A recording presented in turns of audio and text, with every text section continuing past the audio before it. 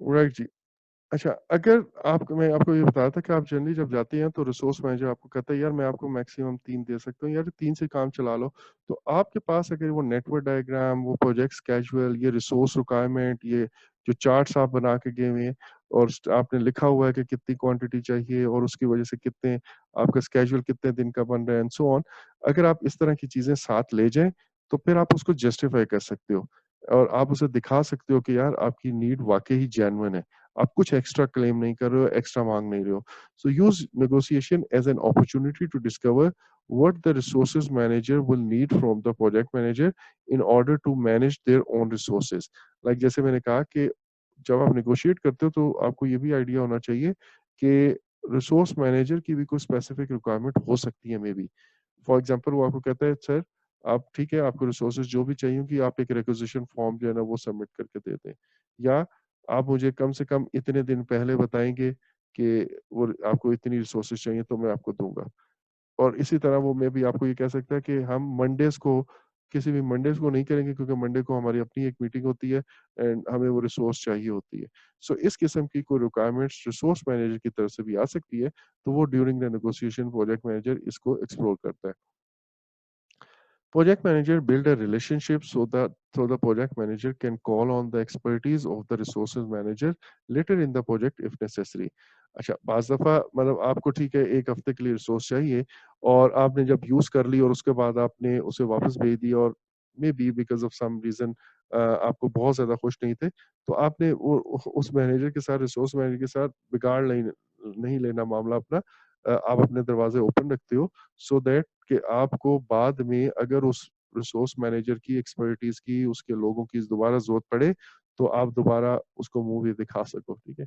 Work with the resources managers to deal with the situations as they arise और इसके अलावा जो unknown चीज़ें या डे टू डे अफेयर्स होते हैं जिसमें कोई रिसोर्स मैनेजर आपको कोई बात बताता है कि सर वो आपके पास हमने बंदे स्पेयर किए हुए थे, लेकिन वो एक्चुअल में हमारी एक्सटर्नल एक ऑडिट टीम आ रही है, तो हमें 1 बंदा काइंडली आप 2 घंटे के लिए स्पेयर करा दें, तो वी विल बी ग्रेटफुल। तो आप ऐसी कोऑर्डिनेशन करें उसके साथ। डे टू डे ऐसी सिचुएशन अराइज़ होती रहती है वर्क पे, तो आपने वहाँ पे बिल्कुल ही रिजिड नहीं हो जाना है।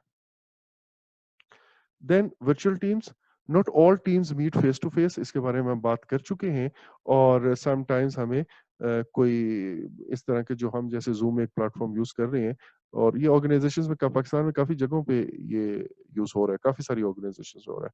Now, despite of certain challenges जो कम्युनिकेशन की हैं, डिफरेंट टाइम ज़ोन है, language and culture, virtual teams allow to benefit from the expertise of remotely located team members or who are otherwise unavailable on site.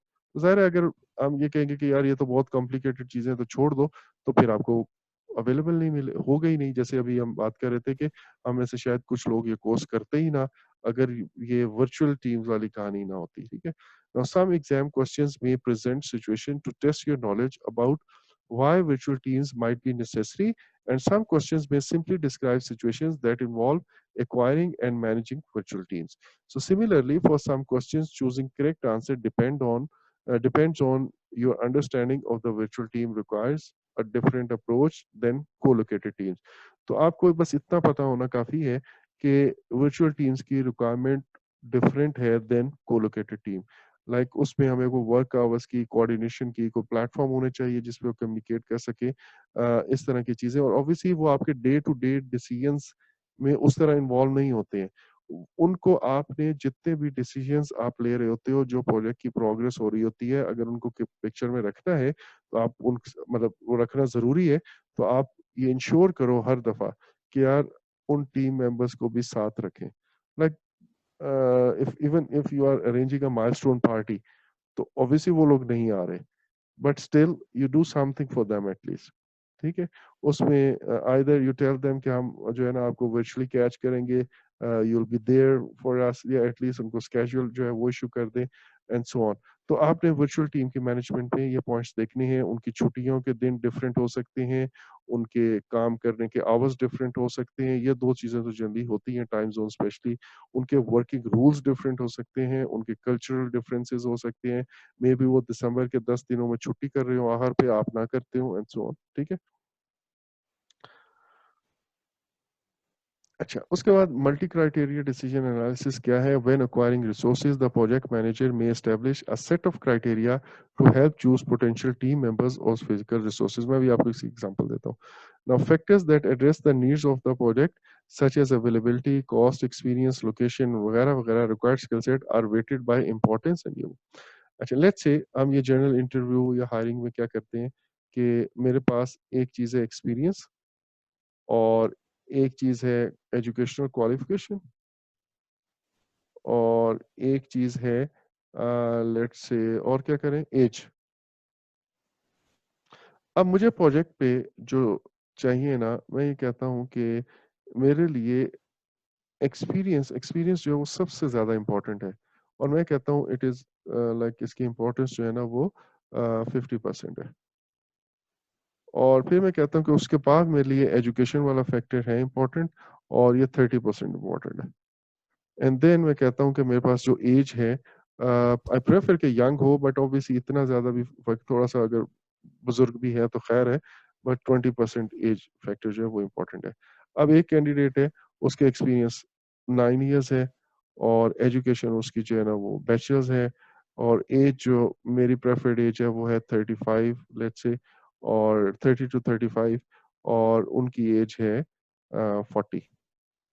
एक और candidate हैं, उनके experience 6 years है, और इधर उनके पास मास्टर्स डिग्री है, और एज उनकी 34 है। तो अब आप इसी तरह और भी कैंडिडेट्स हैं, कोई एक चीज़ में ज़्यादा आगे होगा, कोई एक दूसरी चीज़ में आगे होगा। तो हम इनको स्कोर एलोकेट करेंगे, स्कोर उस वेटेज के हिसाब से एलोकेट करेंगे, और फिर हम टोटल कर लेंगे, और जो मेरे पास सबसे ज़्यादा स्कोर वाला कैंडिडेट होगा, मे बी मैं उसको हायर कर लूँ। और ये हमने एक एग्ज़ाम्पल बिल्कुल फर्स्ट लेक्चर या सेकंड लेक्चर में भी पढ़ी थी, और उसमें भी हमने यही वेटेड एवरेज का कॉन्सेप्ट देखा था, जिसमें और वो भी यही था multi criteria decision analysis. Now, a potential issue to be aware of when dealing with team members is something called, अच्छा एक और है, ये जो आप हायरिंग करते हैं या लोगों को अपॉइंट करते हो किसी रोल के लिए, उसमें एक हॉलो इफेक्ट एक चीज़ है, जिस उसमें होता ये है, या ये हॉलो इफेक्ट है ये, कि अगर एक टीम मेंबर बहुत अच्छी कोडिंग कर सकता है, बहुत अच्छा प्रोग्रामर है, और मैं ये कहता हूँ ज़बरदस्ती आप प्रोग्रामर बहुत अच्छे हैं, तो नाउ आपको मैं इस टीम का मैनेजर या लीड बना रहा हूँ। अब हो सकता है उसकी मैनेजमेंट जो है वो अच्छी ना हो।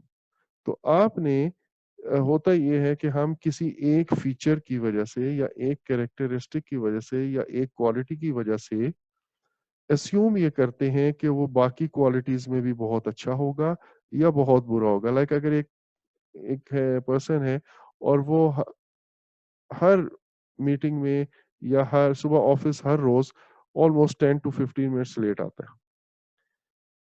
बट अदरवाइज वो बहुत अच्छा मैनेजर है या बहुत अच्छा प्रोग्रामर है, ठीक है। तो मैं सिर्फ एक इस फैक्टर पे कि वो लेट आता है, इसकी बेस पे मैं ये अस्यूम ना कर लूं कि उसकी बाकी सारी चीजें भी, वो हर चीज में नालायक भी होगा, ठीक है। हॉलो इफेक्ट मीन्स कि आप किसी एक फीचर या कैरेक्टरिस्टिक की वजह से अस्यूम ये कर लेते हैं कि वो बाकी भी दूसरे फैक्टर्स में भी या दूसरी कैरेक्टरिस्टिक्स में भी बहुत अच्छा या बहुत बुरा होगा। क्लियर है ये बात?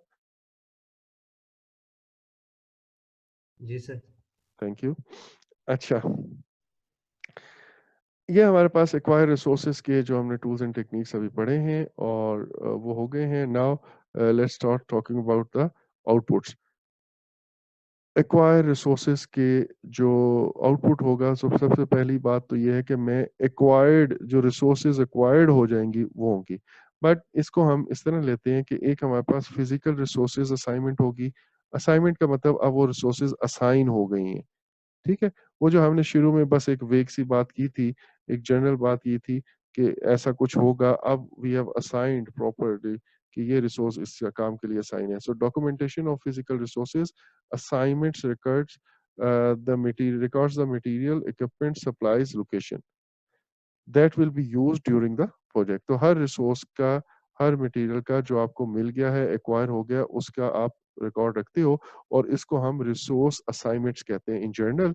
और अब हम क्योंकि फिजिकल रिसोर्सेज की बात करें, तो हम फिजिकल रिसोर्स असाइनमेंट्स की बात करें। सो बेसिकली जो रिसोर्सेज असाइन हो जाती हैं, एक्वायर हो जाती हैं, उनको हम रिसोर्स असाइनमेंट्स कहते हैं। इसी तरह प्रोजेक्ट टीम असाइनमेंट्स, इसको प्रोजेक्ट असाइनमेंट्स या वर्क असाइनमेंट्स भी कहते हैं। सो डॉक्यूमेंटेशन ऑफ टीम असाइनमेंट्स ये रिकॉर्ड करता है टीम मेंबर्स कौन-कौन से हैं, देयर रोल्स रिस्पांसिबिलिटीज जो ऑलरेडी हम प्लान में बना बना चुके हुए हैं। अच्छा, इसके अंदर टीम की एक प्रोजेक्ट टीम की डायरेक्टरी होना, उनके नाम लिखना। अच्छा, अब वो मैं कह रहा था कि एक्वायर्ड टीम के आउटपुट पे एक बात आती है और वो ये है, names inserted into the project management plan. वो जो हमने ऑर्गेनाइजेशन चार्ट बनाए थे प्लान के अंदर, उस वक़्त हमने क्या कहा था कि एक डेवलपर होगा या डेवलपर होके अब उनके नाम आ जाएँगे यहाँ पे। क्लियर? जी सर। नाउ रिसोर्स कैलेंडर्स जो हैं वो क्या है, for each resource including virtual teams, a resource calendar वो आइडेंटिफाई क्या क्या करता है, उनके वर्क डेज क्या होंगे, वो किस शिफ्ट में काम कर रहे होंगे, start and end of normal business hours क्या होंगे, वीकेंड्स। लाइक अरब के अगर टीम मेंबर्स हैं तो मे बी वो फ्राइडे को वीकेंड ले रहे हो आपसे। पब्लिक हॉलीडेज हर कंट्री की अलग अलग होंगी, जैसे अभी मैं कहता दिसंबर के आखिरी दिन होंगी या ईद की छुट्टियां होंगी या नहीं होंगी and so on. Now information on which resources are potentially available during a planned activity period is used for estimating resource utilization. जब वो अवेलेबल होगा तो ज़ाहिर है हम उसी वक्त उस रिसोर्स को वैसे प्लान ही उस वक्त करते हैं। Now change request. If decision made in this process require changes to approved management plans or project documents, change requests are submitted to कहाँ पे? Perform integrated change control. Project management plan update हो जाएंगे, project schedule update होगा, cost baseline update होगा। Nothing to explain in this, आपको already ये चीजें पता है। मसलन एक रिसोर्स एक्वायर नहीं हुई एक स्पेसिफिक टाइम पे, या मैं इंटरनली एक्वायर करना चाहता तो रिसोर्स मैनेजर का नहीं है, अभी अवेलेबल नहीं है, एक हफ्ता पहले या फिर एक महीना बाद में ले लो, तो मेरा प्रोजेक्ट स्केड्यूल उस एक्टिविटी का आगे पीछे हो जाएगा। कॉस्ट बेसलाइन मुझे उस रिक्वायर्ड आवरली रेट्स पे नहीं मिल रही है, या मटेरियल की प्राइसेस जिसमें मैंने एस्टिमेट किया था नहीं मिल रही है, तो ऑब्वियसली मुझे फिर कॉस्ट बेसलाइन रिवाइज करनी पड़ेगी। नाउ प्रोजेक्ट डॉक्यूमेंट अपडेट्स के अंदर स्टेक होल्डर रजिस्टर अपडेट, जो स्पेशली जो मेरे पास कॉन्ट्रैक्टर कोई नए आते हैं वो स्टेक होल्डर ऐड हो जाएगा, या जो प्रोक्योरमेंट सॉरी जो इंटरनल मैनेजर्स हैं वो इसमें अपडेट हो जाएंगे। ठीक है। रिसोर्स ब्रेकडाउन स्ट्रक्चर, हमने रिसोर्स ब्रेकडाउन स्ट्रक्चर एक बनाया था, आपको याद होगा कि मटेरियल पीपल और पीपल में फर्दर हमने डिवाइड किया था। वो अपडेट कैसे हो जाएगा, एक तो उसमें हम नाम लिख देंगे, और दूसरा ये होगा कि अगर मेरे पास कोई एक्स्ट्रा रिक्वायरमेंट जनरेट होती है ड्यूरिंग एक्विजिशन, तो मे बी मैं वो करूँ। एक एग्जांपल मैं आपको देता हूँ। मैंने ये सोचा था कि इस एक्सपीरियंस या इस बैकग्राउंड का मुझे लोग चाहिए होंगे, और मैं अखबार में ऐड देता हूँ और लोग आते हैं, और मुझे वो एग्जैक्ट स्पेसिफिक रिक्वायर्ड एक्सपीरियंस का बंदा ही नहीं मिलता। आप अपने अखबार में रुका, मैं अभी क्योंकि टीचिंग प्रोफेशन से वाबस्ता हूँ, हर यूनिवर्सिटी हर सेमेस्टर से पहले प्रोजेक्ट मैनेजमेंट के फैकल्टी के लिए ऐड देती है, और क्राइटेरिया लिखती है कि पीएचडी चाहिए, और प्रोजेक्ट मैनेजमेंट की पीएचडी है ही नहीं। ठीक है। सो ऐसा अगर आपके साथ है तो फिर मे बी आपको एक की बजाय 2 रिसोर्सेज़ चाहिए हों, या आपको अपना प्लान चेंज करना पड़े। ठीक है? सो ये वो चेंज रिक्वेस्ट हैं जो एक्चुअल में यहाँ से जनरेट होगी, और उसी हिसाब से आपका रिसोर्स ब्रेकडाउन स्ट्रक्चर भी शायद चेंज हो जाएगा। अच्छा, रिस्क रजिस्टर वो जो हमने इनपुट पे बात की थी, नाउ इस प्रोसेस के दौरान जो रिसोर्स एक्विजिशन के दौरान न्यू रिस्क जो हैं वो आपको मिले हैं, या पुराने रिस्क आपने जो किए हुए थे। लाइक अगर मैंने एक रिस्क आइडेंटिफाई किया था कि इट इज़ पॉसिबल कि इस एक्टिविटी के लिए जो रिसोर्स है वो नहीं मिलेगी, हो सकता है ना मिले। सॉरी। अच्छा, अब मैंने सोचा कि वो रिसोर्स हो सकता है ना मिले, और अब आपको वो मिल गई है, तो आप रिस्क रजिस्टर पे इस रिस्क को आप क्लोज कर दोगे ना? आपने उस रिस्क को दोबारा रिव्यू किया, एनालाइज़ किया, और आपने कहा कि नहीं, अब ये रिस्क एक्जिस्टिंग करता है, तो आप इसको खत्म कर दोगे। Now resource requirements including type, quantity and grade में चेंज, कोई भी चीज़ एस्पेक्ट चेंज होता है, और आखिर पे लेसन लर्न्ड रजिस्टर जो है, इस प्रोसेस के दौरान जो आपने सबक सीखे, वो आप ज़रूर इसके ऊपर एंटर करें। राइट जी। अब हमारे पास अगला है डेवलप टीम। मैं इसको अभी नहीं कर रहा, मैं आप लोगों को छुट्टी दे रहा हूँ, मैं खुद भी छुट्टी ले रहा हूँ, ठीक है? बट आई वांट आज मैं आपको एक असाइनमेंट या होमवर्क देना चाह रहा हूँ, मैं आपको कुछ स्लाइड्स दिखाऊँगा, वो स्लाइड्स आपने पढ़ के आनी है। ठीक है, it will save our time. अच्छा, वो स्लाइड्स ये वाली हैं जी। उनका बैकग्राउंड ये है कि कुछ मोटिवेशनल थ्योरीज हैं, ये आपने मैनेजमेंट साइंसेज में ज़रूर पढ़ी होंगी। और ये वजात सब कब से नहीं है? सॉरी मैंने देखा नहीं, आपको है आइडिया? नहीं, नहीं सर वो आइडिया। थर्ड सेशन जब सॉरी सेकंड सेशन के स्टार्ट से नहीं है मेरे ख्याल से। ओके चलें, ठीक है, अब उनको भी मैं बता दूंगा, ठीक है। मोटिवेशनल थ्योरीज ये हैं कि मोटिवेशन के बारे में कुछ डिफरेंट लोगों ने डिफरेंट कॉन्सेप्ट्स पेश किए हैं, और कुछ का फोकस ये है कि हम ये देखना चाहेंगे कि क्या चीज़ें आपको मोटिवेट करती हैं, किस किस टाइप के लोगों को किस टाइप की चीज़ें मोटिवेट करती हैं। कुछ ये कहते हैं कि how can we better motivate others. So बहरहाल इन सारी थ्योरीज का मकसद ये है कि आप अपने प्रोजेक्ट के ऊपर लोगों से काम जो है ना वो ऑप्टिमम वे में हासिल कर सकें, उनकी परफॉर्मेंस बेहतर कर सकें। इसमें जो फेमस थ्योरीज हैं, मैं आपको बस उनकी एक शक्ल दिखा देता हूँ और फिर हम बात करेंगे। एक है ये theory X and theory Y. इसके मुताबिक एक मैं आपको पढ़ानी शुरू कर दी है, बहरहाल ये आपने देखनी है ठीक है। एंड देन एक और है जो ये आपने मैस्लोस की हायरार्किकल थ्योरीज लाजमी देखी होगी, इट्स वेरी फेमस।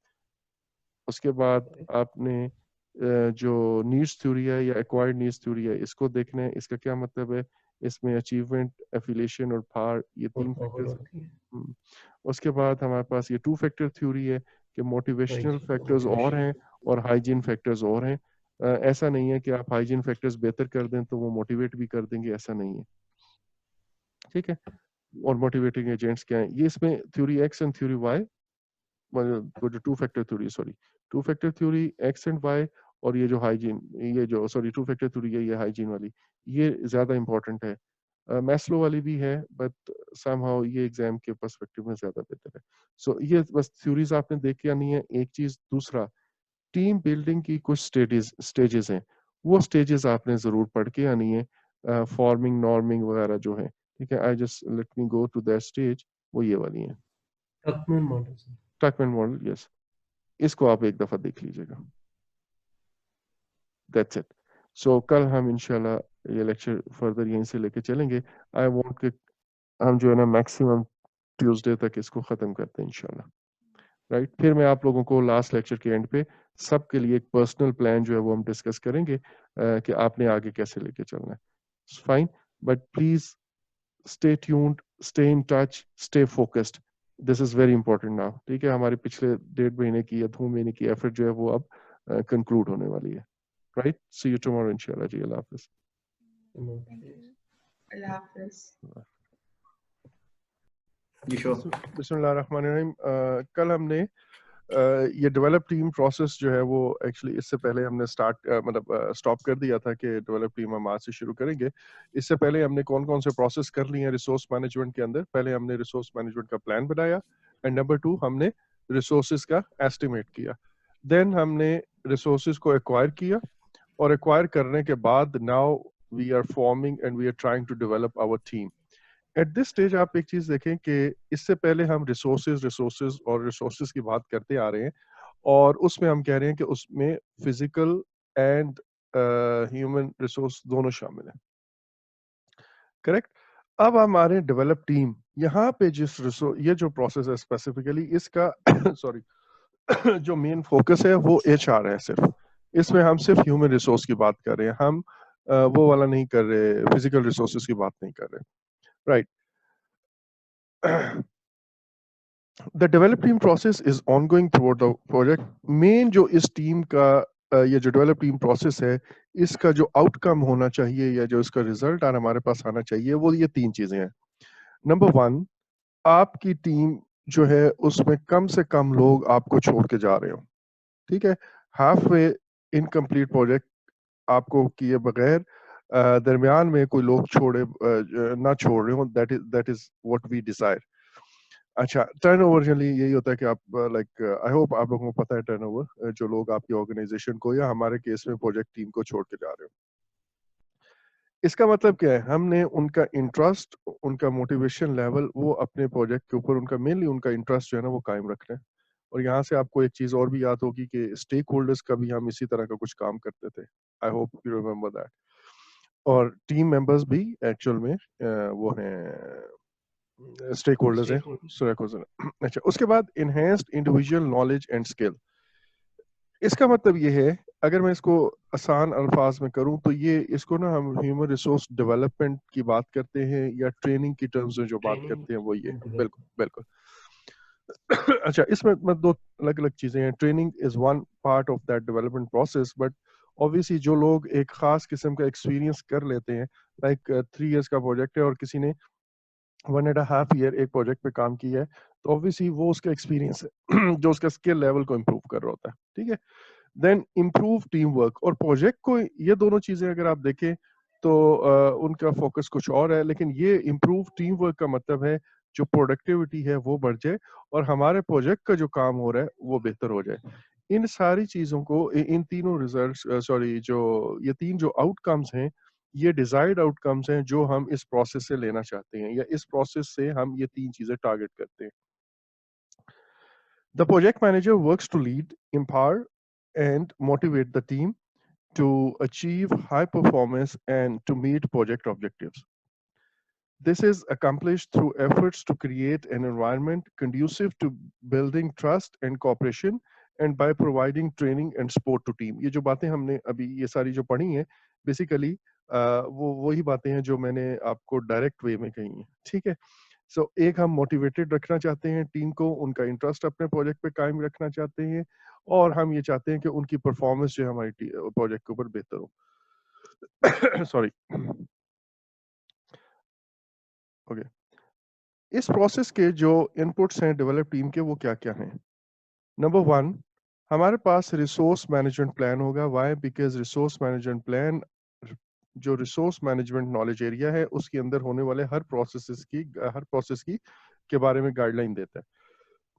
देन हम लेसन लर्न्ड यूज़ करेंगे जो कि ओपीएस का प्राइमरीली पार्ट है और हम ये देखेंगे ये टीम्स के केस में ना, ये डेवलप टीम के केस में बड़ा इंपॉर्टेंट है। लाइक वो आपको बहुत अच्छा इंसाइट देते हैं कि लास्ट टाइम परफॉर्मेंस में कैसा रहा, टीम के अंदर जो कॉन्फ्लिक्ट्स आए उसकी वजह क्या थी, how much time it took for the team to gel together and perform at the optimum desired level and so on. Now, schedule of training activities can be obtained from project schedule. अब आप देखें कि plan के अंदर अगर आपको याद हो तो हमने कहा था कि जो ट्रेनिंग रिक्वायर्ड है, जो टीम डेवलपमेंट की एक्टिविटीज हमने करनी है वो हमने प्लान की थी और स्केड्यूल के अंदर उसको इनकॉर्पोरेट कर दिया था। सो अब हमें वो स्केड्यूल चाहिए सो दैट हम ये जो ट्रेनिंग एक्टिविटीज हैं या वो अदरवाइज जो हमारे पास एक्टिविटीज हैं टीम डेवलपमेंट की वो हम कर सकें। Then roles and responsibilities of team members can be found in the project team assignments जो हमने बनाई थी उसके उसमें से मिल सकता है। Team members availability may be confirmed in the resource calendars. Resource calendars में अगर आपको याद हो क्या कुछ होता है resource calendars में, या हैं क्या ये? सर रिसोर्सेज जितने भी चाहिए होते हैं उसका हम कैलेंडर बना लेते हैं, कब कब अवेलेबल होंगे। कब कब अवेलेबल होंगे, शिफ्ट टाइम क्या होगा, वर्किंग टाइम्स क्या होंगे, लीव्स कब कब को होंगी। ठीक है। वो है। उसके बाद team values, sorry, and the team values और ये जो ऑपरेटिंग गाइडलाइंस है ये हमें टीम चार्टर, वो जो हमने ग्राउंड रूल्स कहे थे वो हमें टीम चार्टर से मिल जाएंगे। सो ये वो कुछ इनपुट्स हैं जो हम यूज करेंगे। Then what do you think a project manager needs to develop a team? दो बातें तो ये हो गई, इसके अलावा और क्या हो सकता है? Any idea? आपको कल भी ये एक चीज बताई थी कि although we plan a lot, but still कुछ सॉफ्ट स्किल्स जो है ना वो चाहिए होते हैं और उन सॉफ्ट स्किल्स में mentoring, leadership, negotiation, empathy. Empathy क्या होता है? तो दूसरे दूसरे, के साथ। हाँ, दूसरे के शूज में खुद को रख के देखना, कंसिडरेट होना उसके बारे में। Okay, how the other person is feeling now. ठीक है। एंड अकॉर्डिंग फिर बिहेव करना। Now encouraging teamwork, communicating honestly, effectively and in a timely manner with the team। ये ऑनेस्टली वाली बात जो है ना, ये हम वो जो हमारा लेक्चर है ना एथिक्स का और प्रोफेशनल कंडक्ट का, उसमें इसको फर्दर हम हाईलाइट करेंगे इंशाल्लाह। आई एम सॉरी, मुझे ना आज एक्चुअली में थोड़ा सा ये गले वाला इशू हो रहा है। I am sorry for that. Now, assessing team members' strengths and weaknesses, preferences and learning styles to help the team work together. Establishing and maintaining trust between project manager and team members. अब again ये देखें, ये honesty से ये trust निकलता है actual में, ठीक है? Collaborating with the team to make good bought into decisions and to find mutually beneficial solutions to the problems. इस point को कौन explain कर सकता है? मैंने ये काफी दफा highlight किया हुआ है। सर इसमें जो भी बंदा जो काम कर रहा है उसका इन्वॉल्व करते हैं ताकि हाँ, ज्यादा से ज्यादा प्लानिंग एंड डिसीजन, बिल्कुल सही। प्लानिंग एंड डिसीजन मेकिंग के दौरान सॉरी, हम कोशिश ये करते हैं कि उन लोगों को इन्वॉल्व करें जिन्होंने एक्चुअली उस चीज पर काम करना है। Every time all the time ये पॉसिबल नहीं होता, स्पेशली प्लानिंग के फेजेस में, क्योंकि उस वक्त तो वो टीम सारी आई नहीं होती। तो हम ये कहते हैं कि उस स्टेज पे कम से कम वो लोग हों जो उस चीज के बारे में मैक्सिमम जानते हैं। लेकिन एट दिस स्टेज जब आपकी टीम एक्वायर हो चुकी है, तो यहाँ पे हम ये कॉन्फिडेंटली कह सकते हैं कि इसके बाद से हम जितने भी डिसीजंस होंगे, जितनी भी पॉलिसी मेकिंग होगी या जो अदरवाइज हमने फैसले करने हैं, उनमें हम विल ट्राई कि टीम इन्वॉल्व हो, वो अपनी प्लानिंग बाकी की वो खुद करे, सो दैट ये क्यों हो, ये it will give us an agreement with about the decision. हमारे पूरी टीम का बाय इन होगा, उसमें उनका एग्रीमेंट होगा। और इस एग्रीमेंट की वजह से प्लस एक और फैक्टर की वजह से, और वो ये कि क्योंकि टीम ने अपनी कन्वीनियंस के मुताबिक, अपनी जो बेनिफिट्स के मुताबिक बेस्ट चीज उनको नजर आती थी, जो उनके लिए सबसे बेहतरीन सॉल्यूशन था, उन्होंने वो प्रपोज किया होता है। सो क्योंकि वो खुद कमिट कर लेते हैं, प्लस वो ऑब्वियसली वैसे ही वो उनके अपने इंटरेस्ट में सबसे ज्यादा, या उनके लिए सबसे ज्यादा वो इजी होता है काम करना उस वे में जैसे उन्होंने प्लान किया है, इसलिए उनका बाय इन उसमें बहुत ज्यादा होता है। बाय इन होने की वजह से उनकी कमिटमेंट बढ़ जाती है, और जब कमिटमेंट बढ़ती है तो वो उन डेडलाइंस को, उन प्रोमिसेस को मीट करने की कोशिश करते हैं, जो एक्चुअल में प्रोजेक्ट को ऑन ट्रैक रखते हैं। अच्छा, वैसे भी मैं काफ़ी देर पहले से खामोश बैठा हुआ हूँ, तो ये मुझे इश्यू नहीं पता था कि इतना सीरियस है, and now I am realizing के गला जो है ना क्लियर हो ही नहीं रहा। देन प्रोजेक्ट मैनेजर ने फर्दर टीम डेवलपमेंट के लिए कल्चरल डिफरेंसेस को जो है ना कैपिटलाइज करना है। इसके बारे में भी मैं कल होपफुली कल हम शुरू कर लेंगे, या कल या परसों जो भी हमारा एथिक्स वाला चैप्टर होगा, उसमें मैं I'll talk more about this cultural differences, honesty, trust, और इस तरह की कुछ चीजें हैं। Then holding team building activities, ये टीम बिल्डिंग एक्टिविटीज बहुत बहुत ज्यादा इंपॉर्टेंट है। आप में से जिसने अभी रिसेंट टाइम में सॉरी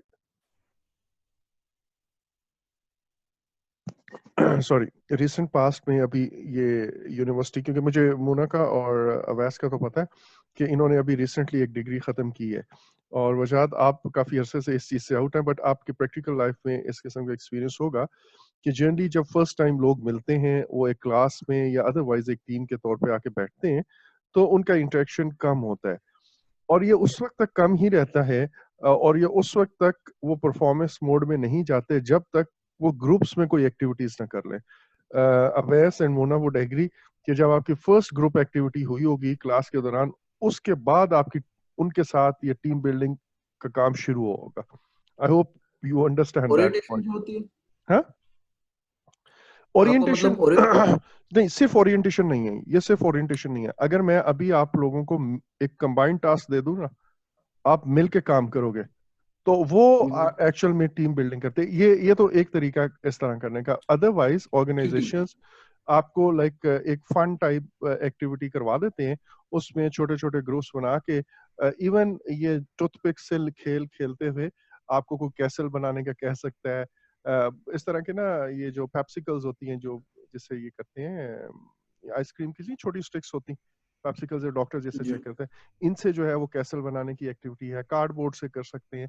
तो इस तरह के वो नहीं, फन। जहाँ साहब ये जो टीम बिल्डिंग है, अभी आप कह रहे थे कि जैसे फर्स्ट टाइम आते हैं, मिलते हैं, मुलाकात होती हाँ, है, हाँ, तो सारा टीम बिल्डिंग एक्चुअली ये एक्टिविटीज जो हमारे ऑर्गेनाइजेशंस में या हाँ, हाँ, इंटरनेशनल ऑर्गेनाइजेशन, इसमें तकरीबन 6 मंथ के बाद या 8 मंथ के बाद रखी जाती है। हाँ, हाँ। देखिए तो शुरू वो में आप तो फर्स्ट नहीं, मैंने ये कहा है कि जब आप शुरू में आते हैं तो आपका इंटरेक्शन नहीं होता, आप as a team Okay. Form नहीं करते। You require some such activities, ये जो टीम बिल्डिंग एक्टिविटीज हैं, जिससे आप एक्चुअल में एक कोहेसिव होल के तौर पे काम करना शुरू करते हैं। आप आपस में कोऑर्डिनेशन बनता है, एक दूसरे की समझ आती है, एक दूसरे के स्किल लेवल्स को आप एक्चुअल में, इसमें जो मेन चीज होती है ना, वो ये होती है कि आपको अंदाजा होना शुरू हो जाता है कि हम में डिसीजन मेकिंग में कौन अच्छा है, प्रॉब्लम सॉल्विंग में कौन अच्छा है, कमांड कौन अच्छा कर लेता है, लीड कौन अच्छा करता है, प्लान कौन अच्छा करता है, आइडियाज कौन अच्छे जनरेट करता है, ये डिफरेंट चीजें हैं। तो वो आप में एक खास किस्म का एक ना बॉन्ड जो है वो फॉर्म होना शुरू हो जाता है, और वो बॉन्ड बेसिकली बेस करता है आपकी एक दूसरे की अंडरस्टैंडिंग पे, and that actually results into a proper क्या कहते हैं, और that actually results into good performance of the team.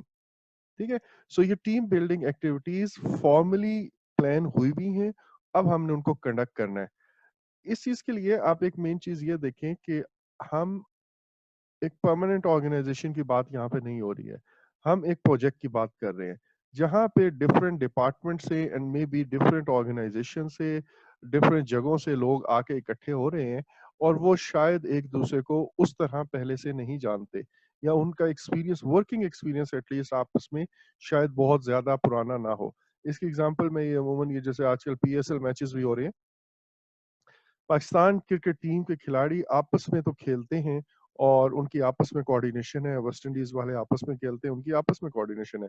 How about अगर मैं इन लोगों को आपस में मिक्स करना शुरू कर दूं, तो उस केस में हमें उन उन लोगों को आपस में एक कह लें कि परफॉर्मिंग लेवल पे आने से पहले they need something some time to spend together, और कुछ काम छोटे मोटे वो एक साथ करेंगे, तो उससे उनकी एक्चुअल में जो है टीम फॉर्मेशन वो होगी। Providing training for team members as needed, encouraging team members to uphold agreements documented in the team charter। अब आपको याद होगा कि ये चार्टर के अंदर क्या कुछ था, कल हमने पढ़ा है। सर मेजर रिस्पॉन्सिबिलिटीज टीम की। नहीं, इसमें हमने ये कहा था कि जो आपस में वर्किंग रिलेशनशिप है वो क्या होगा, मीटिंग्स के आने के लिए ग्राउंड रूल्स क्या होंगे, फॉर्मल जो आपस में इंटरेक्शन का मेथड है वो क्या होगा, टाइमिंग क्या होगी, ड्रेस कोड क्या होगा, एंड सो ऑन। तो टीम आपस में कैसे बिहेव करेगी, प्रॉब्लम्स को कैसे एस्केलेट करना है, आपस में अगर कॉन्फ्लिक्ट हो जाता है तो कैसे रिजॉल्व करना है, बेसिकली इन सारी चीजों की टीम बिल्डिंग की एक्टिविटीज की, एंड ये इसी तरह किसी हद तक ट्रेनिंग की भी। और ये वाला जो हमने कहा है चार्टर बनाने की जरूरत इसलिए आती है कि आपका पहले से कुछ सेट पैटर्न नहीं है, लोग डिफरेंट बैकग्राउंड से, डिफरेंट एनवायरनमेंट से आके एक जगह पे बैठते हैं and they start performing together. अगर तो एक ही ऑर्गेनाइजेशन है तो वो साल साल से उस ऑर्गेनाइजेशन का अपना एक कल्चर होता है, और लोग जो उसके परमानेंट एम्प्लॉयज हैं वो उसके अंदर ढल चुके होते हैं, उनको ये चीजें शायद बताने की जरूरत नहीं होती है उस तरह। वो एक अनसेड रूल्स बन चुके हुए होते हैं कि यार हमारी ऑर्गेनाइजेशन में, अगर आप किसी भी डिफेंस ऑर्गेनाइजेशन में जाओगे तो और कुछ हो ना हो, वो कहेंगे कि जी सुबह जो है ना आपने इतने बजे जरूर पहुंच जाना है, वहां पे लेट आना वुड बी अ क्राइम। ठीक है, अच्छा अब एक और ऑर्गेनाइजेशन में, गवर्नमेंट सेक्टर के ऑर्गेनाइजेशन में और कहीं जाएंगे तो मे बी वहां पे टाइमिंग एडहेयर ही ना हो। तो ये जो कुछ नॉर्म्स होते हैं वो वहां पे पहले से एस्टेब्लिश होते हैं। However in case of projects, मुख्तलिफ लोग एक जगह पे आए हुए हैं, so they need some ground rules to start with at least. ठीक है, after some time maybe in a month so कुछ चीजें खुद ही इवॉल्व होकर सेटल डाउन भी हो जाती हैं, लेकिन बजाय इसके कि एक कॉन्फ्लिक्ट राइज हो, और वो कॉन्फ्लिक्ट एक बॉस के पास आए, लाइक से प्रोजेक्ट मैनेजर के पास आए, और उसके बाद प्रोजेक्ट मैनेजर कहे कि यार ये साहब ठीक कह रही हैं, ये मोहतरमा गलत कह रही हैं, या आइंदा हमारे प्रोजेक्ट पे ये वाली चीज इस तरह होगी जैसे इन मोहतरमा ने फरमाया है, और उस तरह नहीं होगी जैसे इन साहब ने फरमाया है। तो बजाय इसके कि हम एक रिएक्टिव वे में जो है वो अपनी चीजें प्लान करें, हम प्रोएक्टिवली पहले ही चाहते हैं कि बजाय इसके कि इशू बने और उस इशू के नतीजे में हम एक पॉलिसी या एक रूल डिफाइन करें, हम पहले से कुछ रूल क्यों ना तय कर लें आपस में मिलकर। इसका फायदा ये होगा कि लोग, टीम मेंबर्स जो है वो मतलब जल्दी उस स्टेज पे आ जाएंगे जहां पे वो परफॉर्मेंस के लेवल पे आ सकते हैं। Now assisting the team with conflict resolution when needed।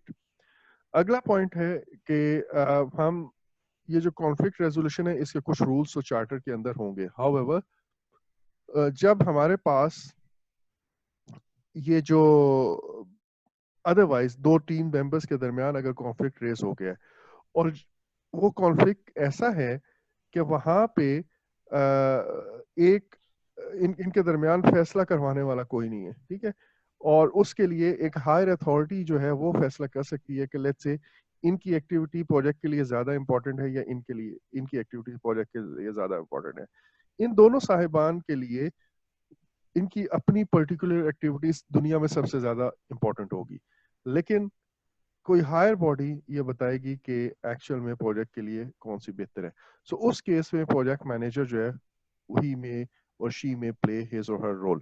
However एक चीज यहाँ पे याद रखें कि ये कह रहा है कि असिस्ट करना है उसने, एक्चुअल में वो कॉन्फ्लिक्ट खुद रिजॉल्व नहीं करेगा प्रोजेक्ट मैनेजर भी। प्रोजेक्ट मैनेजर वो टीम मेंबर्स ने खुद कोशिश करनी है। जब तक टीम मेंबर्स उस कॉन्फ्लिक्ट को रिजॉल्व ना करना चाहें तो दुनिया की कोई ताकत नहीं करवा सकती। ये अंडरस्टूड है। प्रोजेक्ट मैनेजर उनको by force by his authority ये तो कह सकता है कि भाई ये सही कह रहे हैं ये गलत कह रहे हैं और इनकी बात मानी जाए, लेकिन अगर वो इस चीज को साथ अपने साथ कैरी करते हैं, इस चीज को यहाँ पे खत्म नहीं करते हैं, तो ये दुश्मनी तो हमेशा रहेगी, ठीक है, अनलेस कि ये दोनों पार्टीज आपस में डिसाइड कर लेंगे हमने कॉन्फ्लिक्ट रिजॉल्व करना है। Then giving recognition and rewards, जो लोग अच्छा परफॉर्म करेंगे उनको रिकग्निशन एंड रिवॉर्ड दिया जाएगा। Placing team members in the same location if possible, को लोकेशन। एक्चुअल में जब आप सुबह शाम साथ काम करते हैं, इकट्ठे बैठते हैं, एक दूसरे से गप भी लगाते हैं, तो आपकी ये टीम बिल्डिंग जल्दी हो जाती है। इसीलिए कहते हैं कि वर्चुअल टीम्स की टीम फॉर्मेशन जो है ना वो थोड़ी सी मुश्किल होती है, लाइक इट टेक्स टाइम। अभी आप अपना अगर समझे तो अब आप लोग इस स्टेज पे आए हैं कि आप आपस में मजाक भी कर लेते हैं हम, और शायद थोड़ी बहुत कोऑर्डिनेशन बनना शुरू हो गई, ठीक है। अच्छा, now evaluating and working to improve team performance, motivating team members, और ये मोटिवेशन देने के लिए वर्बल थैंक्स, वेल डन, शाबाश, बकअप, और प्लस वो जो हमने रिवॉर्ड सिस्टम बनाया वो भी हो सकता है, प्लस उनकी पसंद का काम उनको दें, वर्किंग एनवायरनमेंट अच्छा रखें and so on. Improving team members knowledge, और ये थ्रू वो ट्रेनिंग वाली बात भी हो सकती है, अदरवाइज भी हो सकती है कि आप प्रोजेक्ट के बारे में जो नॉलेज देना चाह रहे हैं, जो अपडेट देना चाह रहे हैं वो देते रहें साथ के साथ।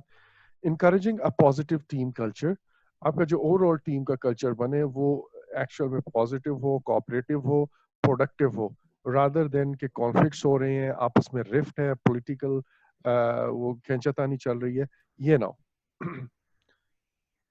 Now, you may do some of the activities listed on previous slides on your projects, but you might not plan them or do them consistently or consciously। ये बड़ी इंपॉर्टेंट बात है जो अभी मैं थोड़ी देर पहले भी कह रहा था कि आपने ये एक्टिविटीज, आपकी एक टेम्परेरी ऑर्गेनाइजेशन है, फर्स्ट टाइम लोग मिल रहे हैं। बाज दफा ये होता है कि आप राह चलते किसी से पूछते हैं, आप देखते हैं कोई अच्छा काम कर रहा है, आपके दिल में ख्याल आता है यार इसको अप्रिशिएट कर देना चाहिए, you just say well done यार। अच्छा, इसी तरह कोई 3-4 महीने बाद एक टी पार्टी हो रही है या अदरवाइज कोई माइलस्टोन पार्टी है या आपने लंच इकट्ठा किया हुआ है अपने टीम मेंबर्स के साथ, वहां पे आप एक फॉर्मली एक जुमला बोल देते हैं, देखो first of all I really appreciate the efforts and work of my team members and we are really going very good। ठीक है, ये भी चाहिए, लेकिन ये इस तरह नहीं है कि बाय द वे एक अपॉर्चुनिटी मिली तो आपने कह दिया। This should be a well thought, planned and consistent effort। आपने पूरा स्केड्यूल किया हुआ है, आपने पूरा सोचा हुआ है कि किसको मैंने किस तरह मोटिवेट करना है, अपनी डायरी पे में भी आपने लिखा हुआ है। Fine, some good, I've seen some good bosses, they actually write it, because I have been like performing some duties जिसके अंदर मैं bosses के साथ like personal assistant कह लें या उनका फ्लैग के तौर पे वो रहा हूँ, तो वो एक्चुअल में उन्होंने 1 या 2 बंदे जो है ना रोज के लिए मार्क किए होते थे, उनके नीचे कोई 800-900 बंदा काम कर रहा है, डिफरेंट लोकेशंस पे कर रहा है, वो जनरली 1 या 2 बंदों को किसी ना किसी तरह समहाउ डेली बात करते हुए उनको बकअप कर देते थे। समटाइम्स वो उनके बॉस से बात करते हुए उनको कह देते थे हाँ भाई फलां का क्या हाल है, I hope he is doing good. उसका इतना कहना और आगे फिर उस बॉस का फर्दर उस एम्प्लॉय को कन्वे कर देना कि आपको फलां मेरे भी बॉस ने पूछा था, that really boosts their morale. Now, these activities are part of proper project management, and for exam, assume that proper project management was done unless stated otherwise. तो एग्जाम के लिए आपने ये जरूर जो है ना अपने माइंड में रखना है। मैंने आपको कल बताया था कि एचआर से रिलेटेड हमने, क्योंकि मैनेजमेंट के बैकग्राउंड काफी सारों का होता है, तो वो हमें कुछ एक्टिविटीज का पता होता है, ऑलरेडी अंडरस्टूड होता है। लेकिन प्रोजेक्ट के पर्सपेक्टिव में, because these are temporary organization, हम कुछ बातें भूल जाते हैं। नंबर वन कि यार ये जैसे एक नॉर्मल ऑर्गेनाइजेशन में रिवॉर्ड सिस्टम होता है, इसमें भी होना चाहिए। नंबर टू, जैसे टीम बिल्डिंग एक्टिविटीज होनी चाहिए, सॉरी आम ऑर्गेनाइजेशन में शायद इतनी ज्यादा जरूरत नहीं होती, इसलिए वो 6 महीने साल बाद एक दफा कभी कभी ऐसे कहीं किसी को दौरा पड़ता है तो वो करवा लेते होते हैं, चलें जी हम पीसी बुरबन में सारे मिलेंगे और इस तरह का वो कर लेते होते हैं। हाउएवर फॉर प्रोजेक्ट ये well planned and conscious effort होना चाहिए। ये दो एलिमेंट स्पेशली ये मिस आउट हो जाते हैं समहाउ। अच्छा, उसके बाद आते हैं on a properly manage project team members need to have input into the project. ये जो अभी हमने थोड़ी देर बाद पहले बात की थी सॉरी, कि उन लोगों को इन्वॉल्व करें in the planning as well as in the decision making process. Great project managers will invite new team members to review their part of the project for changes before they start the work. Now this see, मैंने आपको कहा था कि planning के वक्त हमारे पास planning team होती है सिर्फ, और वो जनरली प्लान कर रही होती है। और जब आपके पास टीम मेंबर्स एक्वायर हो जाते हैं तो आप उनसे उनको लाइक फर्स्ट इंट्रोडक्टरी सेशन के अलावा वेलकम एवरीवन हियर एंड आप लोगों को आइडिया होगा कि आप लोगों को यहाँ पे इस प्रोजेक्ट के लिए बुलाया गया है और उसमें आप लोगों का रोल क्या होगा। आप मे भी उसके लिए WBS सामने डिस्प्ले कर लें, ये कुछ इस तरह का, और इसको आप यूज करोगे। देन आपने क्या कहते हैं, इसमें फिर आप फर्दर उनको ये बताते हो कि यार ये काम है आप लोगों ने करना है and this is what we have planned. What do you think? Are you okay with this plan or not? Or you need some changes before starting or before putting them on the work? आप ये कहते हो कि यार आपका कोई input या कुछ चेंजेस आप चाहते हैं तो you may let us know right now. फिर उसके बाद if you are okay with that तो फिर हम आगे चलेंगे। ये बिल्कुल उसी तरह है जैसे चार्टर जब इशू हुआ था ना, तो स्पॉन्सर ने प्रोजेक्ट मैनेजर को एक चीज दी और फिर प्रोजेक्ट मैनेजर ने खुद से चीजें प्लान की, और प्लान करने के बाद अगर वो डेडलाइंस, वो ड्यूरेशन, वो बजट जो हमें चार्टर के अंदर दिया गया था, वो हमारे प्लानिंग या एस्टिमेट्स कहते हैं कि नहीं ये इसमें मुमकिन नहीं है, तो फिर प्रोजेक्ट मैनेजर स्पॉन्सर से बात करता था ना कि ये ठीक नहीं है, रियलिस्टिक नहीं है, इसको यूं कर दिया जाए। बिल्कुल इसी तरह अब आप उनके लिए एक स्पॉन्सर के तौर पे काम कर रहे हैं बेसिकली अपने टीम मेंबर्स के लिए, क्योंकि उनका काम आपने प्लान किया हुआ है और आप जब फर्स्ट डे आते हैं तो आप उनको वो जो काम देते हैं वो एक्चुअल में उनका चार्टर ही होता है। सो उसमें अगर जैसे आपका स्पॉन्सर आपकी बात सुनता है, बिल्कुल उसी तरह आप भी उनकी बात सुनेंगे और उनको प्लानिंग में इन्वॉल्व करेंगे, जैसे कि आपके स्पॉन्सर ने pre project activities, project selection, charter लिखने में आपको अपने साथ रखा। Okay ji. People perform better when they have input rather than simply being told to what to do. Now, interpersonal and team skills. इसके लिए ये क्या हो गया भाई, हैंग हो गया। अच्छा, हमने एक चीज ये देखी बार बार जिसका हम जिक्र कर रहे हैं कि हमारे प्रोजेक्ट के ऊपर जो टीम मेंबर्स हैं उसमें कुछ ऐसे हैं जो पार्ट टाइम हैं, कुछ ऐसे हैं जो उनको हम क्या कहते हैं जो परमानेंट होते हैं, कल हमने पढ़ा था dedicated team, good, dedicated team members हैं, कुछ ऐसे होंगे जो वर्चुअल टीम मेंबर्स किसी और जगह पे बैठे होंगे। सो हमें इन सब के लिए एक ही तरह की मोटिवेशनल टैक्टिक्स जो है वो काम नहीं करती हैं, बट वी वांट, जैसे आज हमने जो बिल्कुल शुरू में कहा था कि डेवलप टीम का एक एम ये भी है या एक टारगेट ये भी है कि हम लोगों का जो टीम मेंबर्स हैं उनको मोटिवेटेड रखें, उनका इंटरेस्ट प्रोजेक्ट पे कायम रखें और उसके जरिए हम अच्छी परफॉर्मेंस ले सकें। अच्छा, इसके लिए जो जर्नल मैनेजमेंट में, जो जर्नल ऑर्गेनाइजेशंस के अंदर मोटिवेशनल थ्योरीज यूज होती हैं वो हम यहाँ पे भी यूज कर सकते हैं। हाउएवर उसका पर्सपेक्टिव थोड़ा-सा डिफरेंट हो जाता है कि अभी हम एक टेम्परेरी ऑर्गेनाइजेशन है और हमें उसका वो फैक्टर्स लाज़मी माइंड में रखने हैं। लाइक इसमें हमें भी को बहुत लंबा-चौड़ा 10 साल का प्लान, 8 साल का प्लान वो शायद नहीं बना सके अनलेस कि हमारा प्रोजेक्ट ही इतना लंबा है।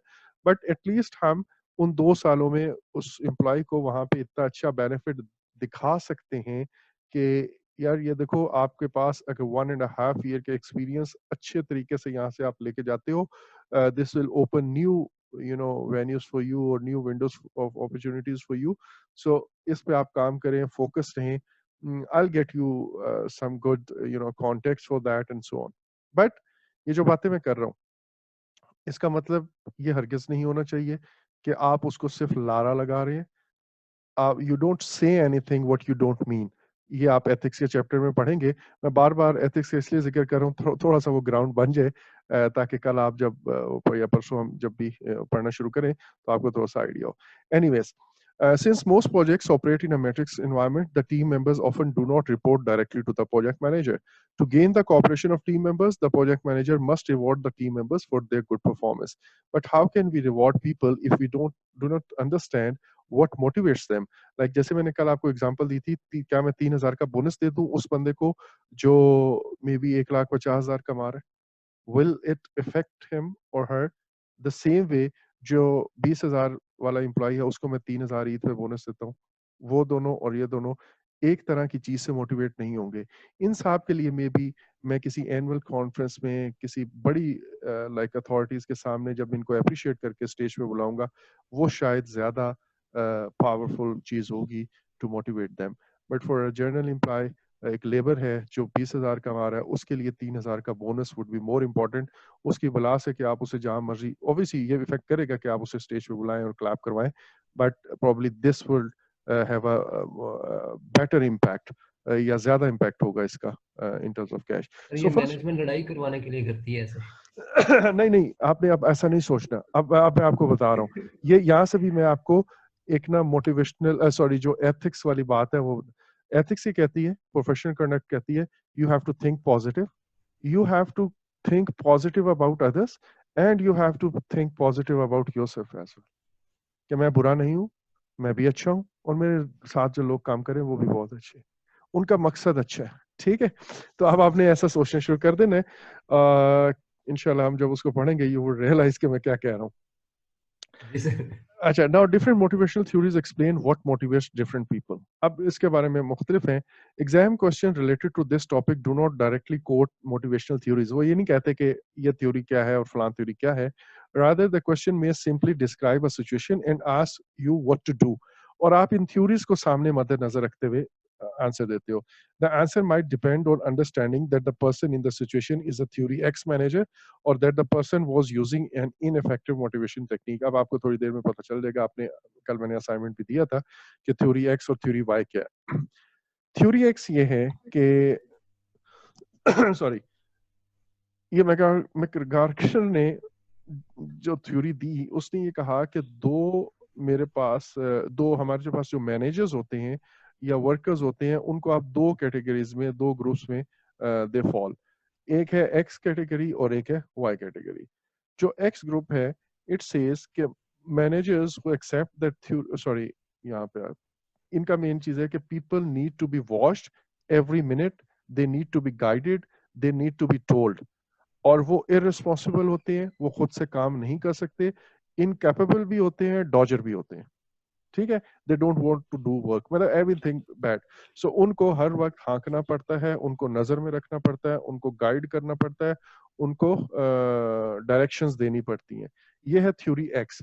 अच्छा, इसने ये इसका सिंबल लगाया हुआ कि थ्योरी एक्स जो है ना, अगर आप इस तरह इसको याद रखें तो शायद आसानी होगा. पता नहीं, मुझे ये लगता है कि जो चीज बुरी है उसको हम जर्नी मैं इस तरह याद रखा हुआ था मैंने कि आप इसको क्रॉस कर देते हो, like very bad, everything is bad. ठीक है, मैंने इसको यूं याद रखा हुआ है. एंड दूसरा है वाई वाले को मैंने ये किया हुआ कि okay very good, everything is good. Yes, जिसको हम यस कहते हैं, ये जो पिंडी में यस कहते हैं ना, ये वो वाला यस है कि राजा जी ने यस कर दिया. ठीक है, okay. Now theory Y, managers ये कहते हैं कि people are willing to work without supervision, they want to achieve वो energetic होते हैं and so on. So according to the assumptions we have made for exam about the project manager and team members, they all behave as explained in theory Y. जो अभी मैंने थोड़ी देर पहले भी आपको कहा कि अपने बारे में अच्छा सोचना है, बेसिकली हम जनरली बिलीव कर रहे हैं थ्योरी वाई पे।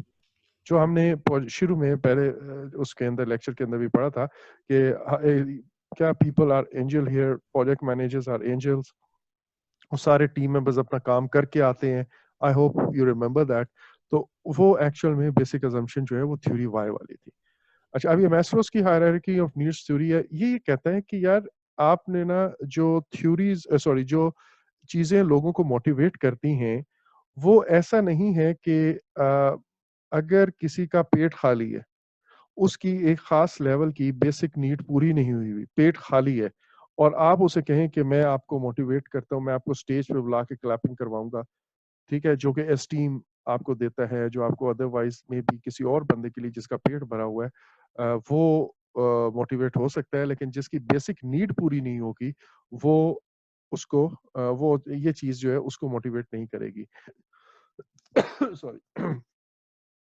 सो मैस्लो ने क्या किया कि ये 5 जो है उसने लेवल्स बताए और उसने ये कहा कि जब तक आपका एक लेवल अचीव नहीं हो जाता उस वक्त तक आपको नेक्स्ट लेवल जो है वो मोटिवेट नहीं कर सकता। लाइक जिसकी बेसिक नीड्स, साइकोलॉजिकल नीड्स, जैसे कि उसको जो खाने पीने का है या अदरवाइज जो सॉरी फिजियोलॉजिकल नीड्स, जो उसने खाने पीने की जो बेसिक नीड्स हैं, खुराक, पानी, हवा, कपड़े, ये अगर कपड़े रादर ऊपर वाले में आ जाता है सेफ्टी नीड्स, अगर ये ही पूरी नहीं हो रही तो ऐसे बंदे को आप कहें कि मैं तुम्हें चार दीवारी दूंगा और मैं तुम्हें घर दूंगा, ये काफी नहीं होगा। पहले खाना दोगे, पहले उसे सांस लेने का मौका दोगे, पहले उसे पानी, हेल्थ वो कराओगे, ठीक है। अच्छा, अब जब ये हो जाता है तो फिर आप नेक्स्ट लेवल पे जाते हो, जिसकी ये पहली नीड्स अचीव हो जाती हैं तो फिर वो अगले लेवल पे खुद ही चला जाता है और फिर उसको नेक्स्ट लेवल वाली चीजें मोटिवेट करना शुरू कर देती हैं, ठीक है। और सो जब आपका घर भी हो जाता है, जब आपका एक सेफ्टी का मतलब सिर्फ घर नहीं है, सेफ्टी का मतलब शेल्टर भी है, जॉब की सिक्योरिटी भी है, एक मुनासिब लेवल की, ठीक है, वो आपकी चल रही हो, यू यू फील सिक्योर हर हर तरह से, खाना पीना भी आपका पूरा है। सो ऐसे केस में अब आप इससे ऊपर कहोगे कि यार मेरा सोशल सर्कल जो है वो बड़ा हो, लोग मेरी रिस्पेक्ट करें, लोग मेरा जो है ना उठना बैठना अच्छे लोगों में हो एंड सो ऑन। तो ये आपके पास नेक्स्ट आता है लव या बिलोंगिंग का लेवल है। Once you are done with that, ये भी आपको हो जाता है तो फिर आप पूरी दुनिया में अपना नाम, कंट्रोल, रिकग्निशन, पावर उसकी बात करते हो। जब आप इन चीजों से भी ये भी कर लेते हो, पावर भी इंजॉय कर लेते हो मे बी, या आप ये बहुत बड़ी लाइक अगर मैं इनका माइक्रोसॉफ्ट उनकी बात करूं, क्या नाम है इनका माइक्रोसॉफ्ट वाले साहब का, अ, जो बिल माइक्रो गेट्स सर। हाँ बिल गेट्स की बात करें तो उसने ये सारी चीजें एंजॉय कर लेनी है, करेक्ट। रिकग्निशन है, कंट्रोल है, सेल्फ एस्टीम, सारी चीजें अचीव कर ली हैं। अब अगर इसके ऊपर वो पोलियो को खात्मे के लिए दुनिया में कुछ काम करना चाह रहा है तो ये सेल्फ एक्चुअलाइजेशन है। आप कहते हो यार हो गया ना, ये सब तो हो गया, अब मैं खुद से कोई डिसीजन लेता हूँ। लाइक अगर मैं ईदी साहब की बात करूं, अगर वो होते तो उन्होंने एक खास लेवल ये कर लिया था, अब उससे आगे की बात करते हैं, ठीक है। आई यूज टू पुट लाइक जब मैं 2008-9 में ये एक वॉलंटियर पढ़ाता था तो at that time I use to put I की in this category as well, Imran Khan. Actually, he had enjoyed all these things during his cricket times. Then उसने जो next target लिया वो भी कर लिया। Obviously 2008 तक तो वो इतनी उसमें थे नहीं उसमें, but actual में ये वो चीज़ है जो next level भी उसने generate किया, either good or bad, but he was at this level at that time. Anyways, अच्छा, इसके बाद हमारे पास ये theory of needs और acquired needs theory आता है. This theory states that people are most motivated by one of three needs. The person falling into one category, sorry, one need category would be managed differently than a person falling into another category. अब ये इसका ना एक छोटा सा aspect जो है वो मैस्लो वाली थ्योरी से रिलेटेड है। मैस्लो वाली थ्योरी ये कहती थी कि आपको कभी भी एक खास चीज मोटिवेट नहीं कर सकती उस वक्त तक कि जब तक आप उस प्रॉपर लेवल पे ना पहुंच जाओ। लाइक अगर मैं ये सेल्फ एस्टीम, यार लोग तुझे दुआएं देंगे तो कहेगा भाई पहले मुझे रोटी दो, दुआएं बाद में देना, ठीक है। सो आपकी अगर बेसिक नीड्स पूरी हो जाएंगी, देन आप नेक्स्ट लेवल पे जाते हो। तो इसमें ये कहता है कि ऐसा लेवल नहीं है as such, but different 3 categories हैं। या आप इसमें फॉल कर रहे होगे, या इसमें फॉल कर रहे होगे, या इसमें फॉल कर रहे होगे। और इन तीनों को में से आपको कोई एक चीज मोटिवेट कर सकती है। पहले है अचीवमेंट वाला। अचीव पहला या दूसरे की बात नहीं है, बट हम जिस सीक्वेंस में पढ़ रहे हैं वो पहले। They like recognition. ऐसे लोगों को आप चैलेंजिंग बट रीचेबल प्रोजेक्ट्स दें, ठीक है, या प्रोजेक्ट के ऊपर अगर आप वो दे रहे हैं, तो ऐसे लोगों को आप ऐसे टास्क दें जहां पे लीडरशिप में भी आ सकती है, ठीक है, या जहां पे इनके पास पावर आएगी। ये एक्चुअल में नॉट पावर एक्चुअल कहना चाहिए, बट जहां पे इनको एक टफ टफ क्राइम दे, लाइक, सॉरी, ओके जी। सो हम ये बात करते हैं कि अचीवमेंट वाले को इन लोगों को करें जो एक्चुअल में छोटी छोटी अचीवमेंट करके, जो टास्क टफ चीज़ों को अटेन करके, चैलेंजेस को कबूल करके, प्लस वो कहते हैं like sometimes you must have observed in your life, या तो पर्सनल लाइफ में कुछ ऐसा वाक़या होता है, या अदरवाइज पीपल अराउंड यू, जब लाइक एक शख्स बिल्कुल फेल हो रहा होता है, या वो एक खास लेवल पे, लाइक अगर मैं ग्रेड्स की टर्म में बात करूं तो वो बी प्लस पे होता है, और उसे, या बी पे होता है, और उसे कोई बंदा आके कहता है कि यार मेरी तरफ से you would get this thing अगर आप ए प्लस ले लो, या अगर आप थोड़ा सा और कर लो तो मैं आपको ये दूंगा। अब ये वो चीज है कि आप उनके लिए एक चैलेंज सेट कर रहे हो, एक अचीवेबल रीचेबल है, बट आप उन्हें चैलेंज कर रहे हो। तो ऐसी चीज, ये जो प्रॉब्लम सॉल्विंग की टेक्निक्स हैं, जनरली प्रोग्रामर्स को आपने देखा होगा, या उन लोगों को देखा होगा जो अपने आप को एक मसला लेके कमरे में बंद करते हैं, एंड आफ्टर 2 और 3 डेज वो खाए पिए बगैर, जैसे या हल्का फुल्का खाना गुजारा करके, they come out after 2 days with a solution, ठीक है। सो ये वो लोग होते हैं जो अचीवमेंट के मतलब वो चीज उनको मोटिवेट करती है। एक और चीज है, कुछ लोग जो है वो टीम के अंदर, ग्रुप के अंदर ज्यादा अच्छा परफॉर्म करना जानते हैं। उनको आइसोलेशन में अगर आपको टास्क दोगे तो वो उस चीज को इतना अच्छा, they don't enjoy that thing. तो ऐसे लोगों का एक्चुअल मकसद ये होता है, मतलब वो दे नीड रिकग्निशन समहाउ।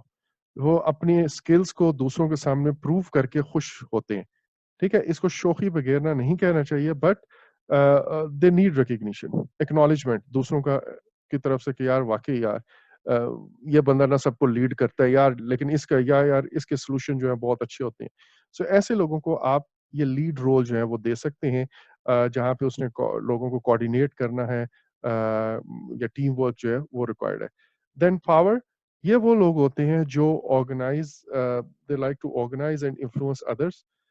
इस केस में आप उनको अथॉरिटी के साथ, लाइक जैसे मैं यहाँ पे कोऑपरेटिंग वाली बात कर रहा हूँ, इसमें भी लीड रोल हो सकता है, but that is more like a coordinator, not like a leader. Not leader नहीं कहना चाहिए, नॉट लाइक अ बॉस। और यहाँ पे जो पावर है, इसके अंदर आप एक्चुअल में ऐसे लोगों को बॉस बनाते हैं जो पावर्स एंजॉय करते हैं। आप जो क्लास का सीआर बना देते हैं, ठीक है, या आप उनको ग्रुप का इंचार्ज बना देते हैं, एंड यू टेल एवरीवन कि आप लोग इनको रिपोर्ट करेंगे। उसके बाद वो चौधराहट को एंजॉय करते हैं एक्चुअल में। So they are effective leaders and should be allowed to manage others. So ये 3 चीज़ें डिफरेंट लोगों को डिफरेंट तरह से मोटिवेट कर रही हैं। आपने देखा अचीवमेंट वाले लोगों को, अगर आप चैलेंजिंग टास्क करते हैं तो उनका वो टास्क अचीव करना उनको मोटिवेट करता है। एफिलिएशन वालों को टीम वर्क जो है, जहाँ पे कोऑर्डिनेशन या वो चाहिए, उनको वो मोटिवेट करता है, और पावर वालों को actually they enjoy the power. अच्छा, अब ये to factor theory of motivation है। ये एक एक्सपेरिमेंट हुआ था, वो कोई एक्चुअल में रिसर्च कुछ और हो रही थी गालिबन, और उसमें फाइंड कुछ और आगे हो गया। इस थ्योरी के बारे में आई हैव ऑब्जर्व्ड बहुत सारे लोगों को ना बस ये इतना ही पता है कि ये टू फैक्टर थ्योरी है, ये हाइजीन फैक्टर होते हैं, मोटिवेटिंग एजेंडे होते हैं, वगैरह वगैरह। एक्चुअल में इस थ्योरी के पीछे कहानी ये है कि जो हाइजीन फैक्टर्स हैं ना, ये वो फैक्टर्स हैं जो अगर ना हो, ये याद रखिएगा अब जो मैं बात कर रहा हूँ, हाइजीन फैक्टर्स वो फैक्टर हैं जो अगर ना हो तो मोटिवेशन खत्म हो जाती है, ठीक है। हाउएवर, हम ये नहीं कह सकते कि अगर ये फैक्टर्स हैं तो मोटिवेशन बढ़ जाएगी, ऐसा नहीं है। समझ आ रही है बात जो मैं कह रहा हूँ? हाइजीन फैक्टर्स वो हैं जो अगर ना हो तो मोटिवेशन ड्रॉप हो जाएगी। लेकिन अगर वो हैं तो मोटिवेशन बढ़ती नहीं है। दैट मीन्स अगर आप एक खास लेवल ऑफ मोटिवेशन पे हैं और ये हाइजीन फैक्टर्स अगर खत्म कर दिए जाएं तो आप नीचे गिर जाते हो, आपकी मोटिवेशन खत्म होती है। मसलन आपकी अगर वर्क कंडीशंस बहुत अच्छी नहीं है, आप कभी भी मोटिवेटेड नहीं होगे नहीं। मैं ये नहीं कह रहा कि मोटिवेशन बढ़ जाएगी, आप होगे ही नहीं। सैलरी मुनासिब नहीं है, पर्सनल लाइफ आपका लाइक वो जो लाइफस्टाइल आपको दिया जा रहा है वो ठीक नहीं है, रिलेशनशिप एट वर्क बॉस के साथ स्ट्रेस है, पॉलिटिक्स है, खींचातानी बहुत चल रही है, सिक्योरिटी नहीं है, स्टेटस नहीं है, आपका जॉब टाइटल इतना अच्छा नहीं है कोई। लाइक लोग आपको कहते हैं अच्छा तू रिसेप्शनिस्ट है ना, अच्छा पीए है ना, ठीक है, लेकिन अगर उसके साथ वो लगा देते हैं, आजकल क्या लगाते हैं, एग्जेक्टिव, पता नहीं केड़ा एग्जेक्टिव करके साथ लगा देते हैं, सो आप at least you enjoy that status, ठीक है। सो अब अगर इनमें से ये चीजें ना हो तो आप कभी भी मोटिवेटेड नहीं होंगे, होंगे ही नहीं। मैं ये नहीं कह रहा कि बढ़ रही हैं अब, बट अगर ये चीजें हैं, लेट्स से ये चीजें हैं, आपके बड़े अच्छे एयर कंडीशनिंग एनवायरनमेंट है, क्लासरूम्स बड़े अच्छे हैं या ऑफिस स्पेसेस बड़ी अच्छी हैं, बड़ा काम सा माहौल है, सब कुछ है, will you perform?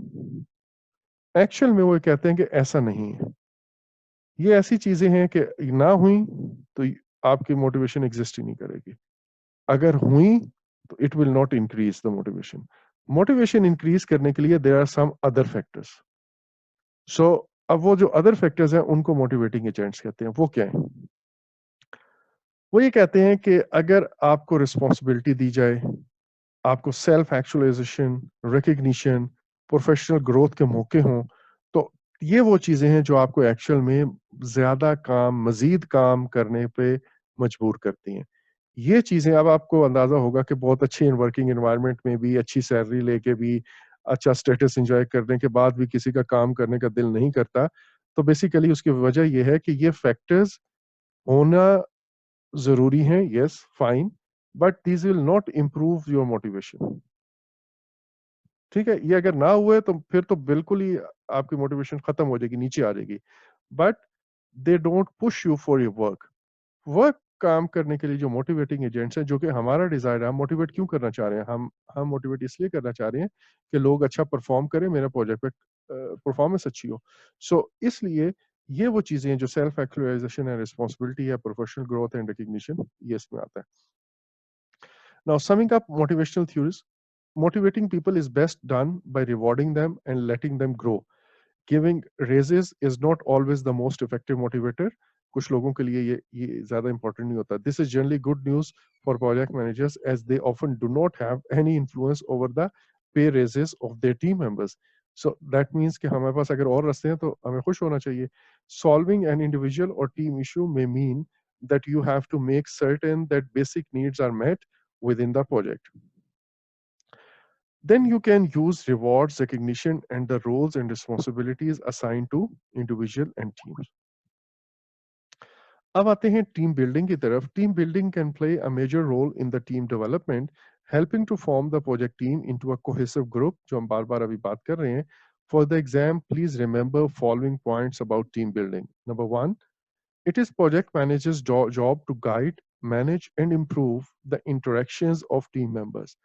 Now this is very important. आप like फर्स्ट डे आप एक क्लासरूम में एंटर हुए हैं। मैं क्लासरूम की इसलिए कि आप लोगों की लाइफ में ये एक्सपीरियंस गुजरा हुआ है कि आप क्लासरूम में एंटर हुए हैं, फर्स्ट डे है, लोग एक दूसरे से बात नहीं कर रहे हैं। Then here comes the teacher और वो आपको कहता है अच्छा आप अपना इंट्रोडक्शन कराएं। बेसिकली वो टीचर सिर्फ खुद अपना इंट्रोडक्शन नहीं, लाइक अपन वो इंट्रोडक्शन टीचर के लिए सिर्फ नहीं होता, बल्कि वो बाकी क्लास फेलोज के लिए भी एक दूसरे को जानने का मौका मिलता है। देन कुछ देर के बाद वो आपको लाइक फर्स्ट क्लास या सेकंड क्लास के बाद आपको ग्रुप टीम असाइनमेंट्स देते हैं। तो वहाँ पे ये एक्चुअल में जो क्लास लीडर है, अगर मैं उसको प्रोजेक्ट मैनेजर कहूँ, तो प्रोजेक्ट मैनेजर जो है वो आपको गाइड कर रहा होता है एक दूसरे के बारे में कि अच्छा यार आप काइंडली ग्रुप बना लें और कोशिश कीजिएगा कि सारे ये ना हो कि सारे वर्क एक्सपीरियंस वाले लोग जो एक ही ग्रुप में आ जाएं और बाकी लोग जो है ना फ्रेश ग्रेजुएट्स हैं वो सारे एक में आ जाएं, ऐसा ना हो। रादर यू गाइड देम, उनको मैनेज करते हो, उनके इंटरेक्शंस को आपस में इंप्रूव करते हो। आप सीनियर लॉर्ड्स को कहते हैं कि यार आप लोग काइंडली इन बच्चों को थोड़ा गाइड किया करें, अपने एक्सपीरियंस उनसे शेयर किया करें, और छोटों को आप ये जो फ्रेश ग्रेजुएट्स होते हैं उनको आप कहते हो कि यार you have really got a very good opportunity के वर्किंग प्रोफेशनल आपके साथ जो है ना वो पढ़ने आ रहे हैं, they are your classmates, and try to learn from them. तो इस तरह की चीजें आप खुद उनको गाइड करते हो, इम्प्रूव करते हो, सॉरी उनका आपस में इंटरेक्शन जो है वो आप इम्प्रूव करते हो. Project manager should work to improve trust and cohesiveness among team members. Project manager should incorporate team building activities. जैसे हमने कहा ये बार बार कि प्रोजेक्ट मैनेजर वो टीम बिल्डिंग एक्टिविटीज कराएगा तो जिनसे उनका आपस में ग्रुपिंग या कोऑर्डिनेशन बढ़ेगा. Team building requires a concerted effort and continued attention throughout the life of the project. WBS creation, now remember WBS creation communication के लिए भी आया और बहुत सारी चीजों के लिए आया हुआ है. WBS creation is a team building activity because it allows team members to actively engage in the planning and ownership of the project. Similar benefits occur when the team is involved in other planning efforts as well. जब भी आप किसी को एक combined group में task देते हो तो it actually results in team building. Team building should start early in the life of the project, especially during planning. आप ये काम शुरू कर ही देते हैं in any case. Now, let's spend a little more time on the concept of trust. Your team needs to feel that you are working in the best interest of the project, the company, and them rather than your own best interest. इसके बारे में हम ethics वाले chapter में भी further पढ़ेंगे. हम ये कह रहे हैं कि यार टीम मेंबर्स का ट्रस्ट गेन करने के लिए आपने आपका जो कंडक्ट है on the project, it should show कि आप अपनी जात के लिए काम नहीं कर रहे, रादर आपके जो भी एक्शंस हैं, जो भी आपके फैसले हैं और जो भी आप प्लानिंग या वो पॉलिसीज बना रहे हैं, that is in the best interest of that project and ultimately that means that company and for the team. ये नहीं है कि आप अपने इंटरेस्ट को बचाने के लिए, अपने इंटरेस्ट को अपने बेनिफिट्स को होल्ड करने के लिए टीम का रगड़ा लगा रहे हो. इसके लिए मैं आपको एक एग्जांपल देता हूँ. ऑल्दो हम इसको मैंने कहा कि उसमें पढ़ेंगे एथिक्स वाले चैप्टर में, बट सी मैं एक ऊपर बॉसेस के पास मीटिंग पे गया एज अ प्रोजेक्ट मैनेजर. उससे मुझे कहा कि यार आई वांट कि आप अपना प्रोजेक्ट स्केड्यूल जो है ना 3 महीने पीछे लें. आपने जो डेडलाइन दी हुई है, आप कोशिश करना है कि हमने प्रोजेक्ट 3 महीने जल्दी खत्म करना है. और मैं नीचे आता हूँ और मैं अपने प्रोजेक्ट टीम मेंबर्स को कहता हूँ कि यार हमें अपना प्रोजेक्ट 4 महीने में पहले कर लेना है. मैं वहां पे इसलिए नहीं बोला कि मेरा इंटरेस्ट था पर्सनल, और पर्सनल इंटरेस्ट ये था कि मैं बॉसेस को नाराज ना करूं, अपनी नौकरी अगली प्रमोशंस पे मट्टी ना डालूं. So I came back and I tell जी ये काम करना है, और उसमें वही मैंने अपना एक महीना एक्स्ट्रा ऐड कर दिया. यू सी, ये वो बातें हैं जो एक्चुअल में टीम मेंबर्स फिर इससे आगे मल्टीप्लाई करते जाते हैं. ये नीचे आते आते और ज्यादा मल्टीप्लाई होता है और आपकी टीम का आप पर ट्रस्ट जो है वो खत्म हो जाता है. You don't have to do that. ये एक ऐसी पिक्चर देना शुरू कर देता है कि यार ये बॉस जो है ना बस अपनी नौकरी, ये जुमला आपने बॉस अमूमन बॉसेस के बारे में सुना होगा कि यार ये अपनी नौकरी बस सीधा करता है एंड डोंट, बस ऊपर यस सर कर रहता है, लेकिन ही डजंट रियलाइज कि यार ये काम इस तरह नहीं होते हैं. हम मसला तो हमें होता है, ओवर टाइम हमें लगाना पड़ता है. ठीक है. सो ये आपने पर्सनल इंटरेस्ट सामने रखा और अपन जो प्रोजेक्ट का इंटरेस्ट एंड देन कंपनी का इंटरेस्ट एंड ऑब्वियसली टीम का इंटरेस्ट वो पीछे कर दिया. Trust is gained or lost from the minute you meet a team member for the first time. If the team does not trust you, you cannot easily be successful. The team will not take your direction or follow your instructions, and the project will suffer. Once you have trust, it can be lost if you are not honest and consistent. जैसे मैंने भी बताया. Assuming assuming you work in a matrix organization, ये हमने पहले भी कहा था कि हम शुरू से ये बात कह रहे हैं कि हम एक मैट्रिक्स ऑर्गेनाइजेशन में काम कर रहे हैं for the purpose of exam at least. How do you get people to cooperate if you do not have the ability to give them a raise or promotion? Obviously वो लोग आपके पास परमानेंट एम्प्लॉय नहीं है, वो आप किसी और फंक्शनल डिपार्टमेंट में काम करते हैं, आपके प्रोजेक्ट पर आपके साथ अटैच हुए हैं. सॉरी. अब ना तो आप उनको रेजेस दे सकते हो, ना प्रमोशन दे सकते हो, बिकॉज वो तो फंक्शनल मैनेजर्स ने करना है. देन आप उनका मोटिवेशन कैसे बढ़ा सकते हो? The only answer is trust, as well as recognition and reward system are the answers. Now, trust also affects and is affected by your repute. You may ask about your reputation from the people you meet. you can so you can deal with any changes you need to make. अच्छा, ये बड़ी एक important बात है। अब आपको ये लग रहा होगा, मैं आपको ये कह रहा हूँ कि आप दूसरे लोगों से पूछें कि आपकी क्या रिप्यूट है। तो अपेरेंटली आपके माइंड में ये आ रहा होगा कि यार वो तो ये कहेंगे कि अ, भाई बड़ी ज़बरदस्त रिप्यूट है, कौन सच बताता है? ऐसा नहीं है। वर्किंग एनवायरनमेंट में लोग जनरली, स्पेशली जो आपके क्लोज कोलीग्स होते हैं, जिनके साथ आपका प्रीवियस एक्सपीरियंस होता है, they guide you well. Fine, they really guide you well.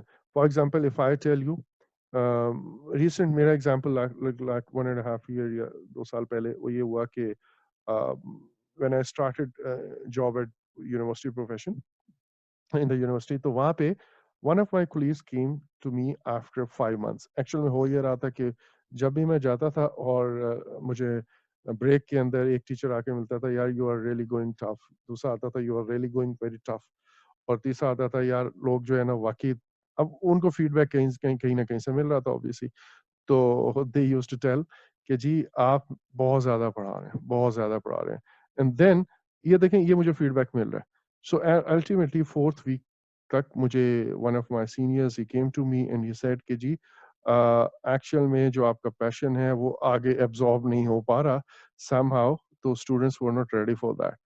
तो but at the end he said कि यार फ्रॉम लास्ट वीक जो है ना, अब आपका कोई बॉन्ड बन चुका हुआ है, समहाउ थिंग्स आर इम्प्रूविंग। तो आप जो भी काम कर रहे हो या जो भी आप प्रीवियस कंटेंट पढ़ा रहे हो, उसको थोड़ा सा ईज आउट कर दो and try to develop good relation with the students. Actually somehow मेरा इंप्रेशन कुछ इस तरह था कि आई वाज वेरी स्ट्रिक्ट या व्हाटएवर इट वाज, लेकिन after that I made very good friends over there. ठीक है, इवन अभी तक वो मेरे साथ अच्छे कांटेक्ट में है। सो ये जो फीडबैक है, ये इट रियली हेल्प मी। मैं काफी स्ट्रिक्ट हो गया था, like in general we I was strict. So आपको ये जो फीडबैक मिलता है, आपने उस फीडबैक को सामने रखते हुए अपने इंप्रेशन को या अपने बिहेवियर को चेंज करना पड़ता है। ठीक है, and then it it really helps you.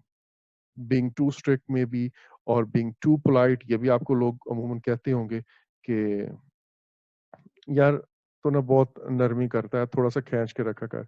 बाज दफा आपको आपके दोस्त कोलीग्स ये बताते होंगे कि यार थोड़ा सा ना सख्ती करनी पड़ती है, ये इस तरह नहीं चलेगा। सो इस तरह की चीजें जो है वो आप accordingly you just adjust yourself. Team building helps build trust and this concept appears throughout the exam.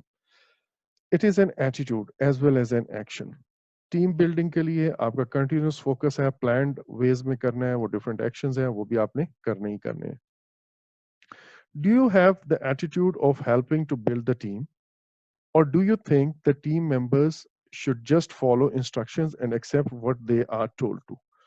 अब आप ये बताएं कि जनरली आपको कुछ अपने इर्द गिर्द कोलीग्स या अपने बॉसेस या अपने इंस्ट्रक्टर्स या अपने सीनियर्स या अपने सर्कल में, सोशल सर्कल में कुछ लोग ऐसे नजर आते होंगे जो they are always always there to extend their help to others.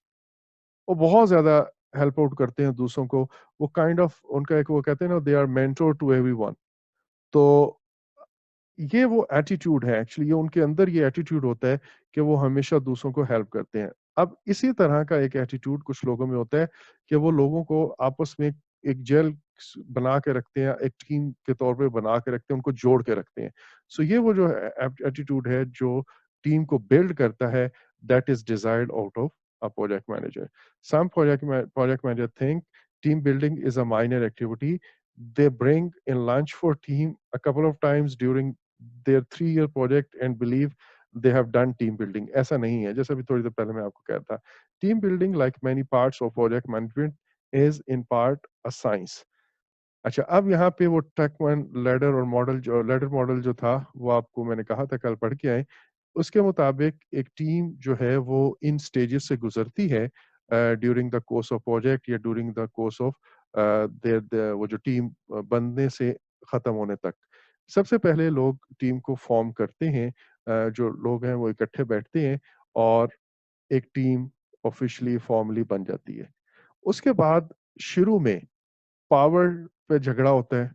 इस पे झगड़ा होता है कि मैं ज़्यादा सही बात कर रहा हूँ, दूसरा ज़्यादा सही बात कर रहा है। अपनी स्पेस खींचने का एक होता है अटेंशन लेने का झगड़ा होता है, और यहाँ पे काफी डिसएग्रीमेंट्स आते हैं, और लोग जो है ना अभी सीख रहे होते हैं। फिर आहिस्ता आहिस्ता क्या होता है कि आपको अंदाजा हो जाता है कि यार लास्ट 5 टाइम्स जब भी हमारा आर्गुमेंट हुआ है, इन साहब की बात ठीक ही थी। तो कुछ टीम मेंबर्स जो हैं वो इनके गिर्द जो है वो एक तरह से इनके साथ एग्रीमेंट में आ जाते हैं। तो अब क्या होता है कि ये एक चीज में मे बी ये लीड करना शुरू कर देते हैं, एंड लोगों का एग्रीमेंट होता है कि यार आइंदा हमने इनकी बात माननी है, और बाकी उसको फॉलो करना शुरू कर देते हैं। बट शुरू में ये स्पेस का झगड़ा जो भी लाइक आपको अंदाजा हो जाता है यार इसकी पावर बहुत अच्छी है। इवन अगर आपको ये अंदाजा हो जाए कि ये जो साहब है ये बॉस के साथ बहुत क्लोज है, शुरू में आप किसको ये चीजें आपको फ्रस्ट्रेट करती हैं, बट देन यू एग्री कि अच्छा ठीक है यार, है तो सही है, फाइन। अब वो जो भी है आप उसको चेंज तो नहीं कर सकते। तो आप फिर नॉर्मिंग की स्टेज पे आ जाते हो, जहां पे team members begin to build good working relationships and learn to trust the project manager and each other. आप वो एक्सेप्टेंस मोड में आ जाते हो। फिर ये वो टाइम होता है जिसके बाद जब ये आप फुल नॉर्मलाइज हो जाते हो, देन यू स्टार्ट परफॉर्मिंग। यहाँ पे टीम बिकम्स एफिशिएंट। अब आपको एग्जैक्टली पता है कौन किसको फॉलो करेगा, किसके कौन से स्किल ज्यादा स्ट्रांग है, किसके पास पावर है, किसके पास इन्फ्लुएंस है, and so on. So the team becomes efficient and works effectively together. This is the point when the project manager can give the most attention to developing individual team members. Now, adjourning, उसके बाद जब आपका काम खत्म हो जाता है, तो obviously या प्रोजेक्ट खत्म हो जाता है, you just adjourn, आप तितर बितर हो जाते हैं, but that is the time जो generally it is followed by you see some sad faces or some sad feelings कि यार we really work very hard for this project for last 2 years, so कहा सुना माफ, hope to see you again and so on, इस किस्म के कलमात जो है अदा किए जाते हैं। Now new teams may go through each step। अगर तो लोग फर्स्ट टाइम मिल रहे हैं तो फिर जाहिर है वो इन सारे स्टेप से जाएंगे, लेकिन अगर एक टीम है जो जिसमें ज्यादातर वो लोग हैं जिन्होंने पहले भी एक दो दफा काम किया हुआ है, तो उस केस के अंदर में भी आप फॉर्मिंग को भी स्किप कर जाओ। लाइक ऑफिशियली फॉर्म तो करेंगे ऑब्वियसली, लेकिन स्टॉर्मिंग एंड नॉर्मिंग को स्किप कर जाओगे, आप डायरेक्टली परफॉर्मिंग की स्टेज पे आ जाओगे based on your previous relationship या वर्किंग एक्सपीरियंस। ठीक है जी, so that is also possible. Now, project managers who feel they do not have time for team building typically are not using the project management best practices। ये आपको बार बार बताया गया कि time नहीं है, ये क्यों फील होता है, या इसका आंसर क्या होगा कि जो लोग कहें कि टाइम नहीं है, उनके साथ प्रॉब्लम क्या होता है? उन्होंने हाँ वो इश्यूज को हैंडल कर रहे होते हैं। अगर वो प्लानिंग सही करते तो वो इश्यूज जो है ना उनको अवॉइड कर जाते। तो ये जो टाइम आप इन चीजों पे स्पेंड करते हैं ये एक्चुअल में ठीक है, टाइम टेकिंग है, no doubt, but it saves your lot of other time. जो आप अगर ये नहीं करोगे तो इससे शायद 10 टाइम्स ज्यादा आपका वक्त लगेगा इश्यूज को हैंडल करने में। Now, practices such as properly planning a project and managing risk and quality save significant amount of time on project. So, freeing up the project manager to do other important things like team building activities. अब वो जगह जगह जाके team building कर सकते हैं, वो जगह जगह जाके लोगों से पूछ सकते हैं, उनसे परफॉर्मेंस ले सकते हैं, उनका फीडबैक ले सकते हैं, स्टेक होल्डर्स को कॉल्स कर सकते हैं। ठीक है, ओवरऑल चीजों को सुपरवाइज कर सकता है, बिकॉज उसने एक दफा तसल्ली से बैठ के प्लानिंग कर ली। अब उसे डे टू डे जो है ना इश्यूज को एड्रेस नहीं करना पड़ा। When you take the exam, assume that project manager featured in the questions have team building plan appropriate to the size and characteristic of the team. Now, team building activities can include following, हमने पहले भी पढ़ी हुई हैं, इसको भी एक दफा फिर देख लें। Involving team members in project planning, including creating WBS as a group, then taking classes together, then ये retrospective क्या है, मैं पहले बता चुका हूँ, याद है? Look into the past, sir. Look into the past, और ये जनरली जो प्लान ड्रिवन अप्रोच होती है ना, जो मेथोडोलॉजी, सॉरी प्लान ड्रिवन कह रहा हूँ, एडेप्टिव चेंज ड्रिवन, वहां पे ये रेट्रोस्पेक्टिव मीटिंग्स होती हैं, और उसमें व्हाट दे डू कि after each iteration they look backwards कि हमने पिछली आइटरेशन में क्या खोया क्या पाया। ठीक है, to evaluate and improve their process and interaction for next. Collaborative problem solving, milestone parties and holiday and birthday celebrations, skills assessment and development, negotiations. Now, negotiation can provide value in developing the team while working to build consensus on project decisions. Like आपको याद है brainstorming sessions या जो हम लोगों से interact करते हैं requirement gathering करने के लिए या जितनी भी meetings होती हैं वहाँ पे जब consensus शुरू में नहीं होता तो आप consensus लाने की कोशिश करते हो वहाँ पे actual में आप negotiate करते हो और वो negotiating basically आपका एक agreement बनता है, एक कंसेंसस बनता है और लोग एक दूसरे को समझना शुरू करते हैं इस तरह भी. Now, including the team members in the decision-making process shows that project manager values and considers their input, and it actually results in your team building. Now, conflict management. On any project, there may be conflicts among team members or between team members and the project manager. उनका आपस में भी हो सकता है और आपसे भी हो सकता है. Now, आप means project manager.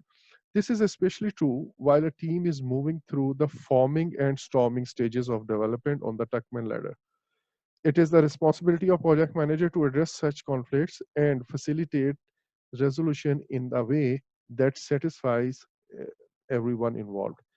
अच्छा अब यहाँ पे अगेन हमारे माइंड में आता है कि यार ये अभी तक इस तरह की हमने जितनी भी बातें पढ़ी उसमें क्वेश्चन ये आता है कि यार ये कैसे मुमकिन है कि मतलब हम एक दूसरे के इंटरेस्ट का ख्याल रखते हुए हम कोई फैसला करेंगे तो ऑब्वियसली वो दूसरे को तो हर्ट करेगा हम यहाँ इसके पीछे एक अजम्पशन है और वो अजम्पशन ये है कि यहाँ पे फरिश्ते काम कर रहे हैं और उनका जो आपस में क्लैश है ना वो कोई जाती गुस्सा अनाद पुरानियां दुश्मनियां या जमीन जायदाद का झगड़ा ऐसा कुछ नहीं है एक्चुअल में उनका जो आपस में कॉन्फ्लिक्ट है that is about some genuine thing और वो बेस करता है something good about the project like एक ही कह रहा है कि यार ये वाली एक्टिविटी इस तरह कर ली जाए तो प्रोजेक्ट के लिए बेहतर है दूसरा कह रहा है कि नहीं ये इस तरह करना बेहतर है उनका कॉन्फ्लिक्ट ये है और वो प्रोजेक्ट के गुड इंटरेस्ट में सोचा जा रहा है तो यहाँ पे एक तीसरा बंदा इनका जब इशू रिजॉल्व करेगा तो जितने हम फरिश्ता सिर्फ उनको यहाँ पे समझ रहे हैं कि दे आर डिबेटिंग और they are arguing for the best interest of the project ना कि जाती मफाद या जाती बस अपने आप को सही साबित करने के लिए ऐसा नहीं है रादर जब उनका ये हम बता देते हैं कि यार ये वाली चीज ज्यादा बेहतर है तो वो उस लॉजिक को एक्सेप्ट करते हैं और एक्चुअल में उसके बाद वो दे गेट सेटिस्फाइड ठीक है however even then we need to look into this के आपने ऑफेंड नहीं करना दूसरों को क्योंकि लोग जनरली इससे ऑफेंड होते हैं जब आप उनकी चीजों को बार बार एक स्टेक होल्डर है 3 दफा आप उसकी चेंज रिक्वेस्ट डेफर कर दो या रिजेक्ट कर दो और एक और स्टेक होल्डर है उसकी बात को आप ठीक साबित कर दो या चेंज रिक्वेस्ट अप्रूव कर दो तो ऑब्वियसली कुछ फीलिंग्स तो होंगी बट आपको यही चीजें हैंडल करनी है यही स्टेक होल्डर एंगेजमेंट है यही प्रोजेक्ट टीम है सॉरी टीम जो है उसको मैनेज करना है conflict management will further be discussed in manage team process जब आएंगे तो वहाँ पे कॉन्फ्लिक्ट मैनेजमेंट की भी टेक्निक्स है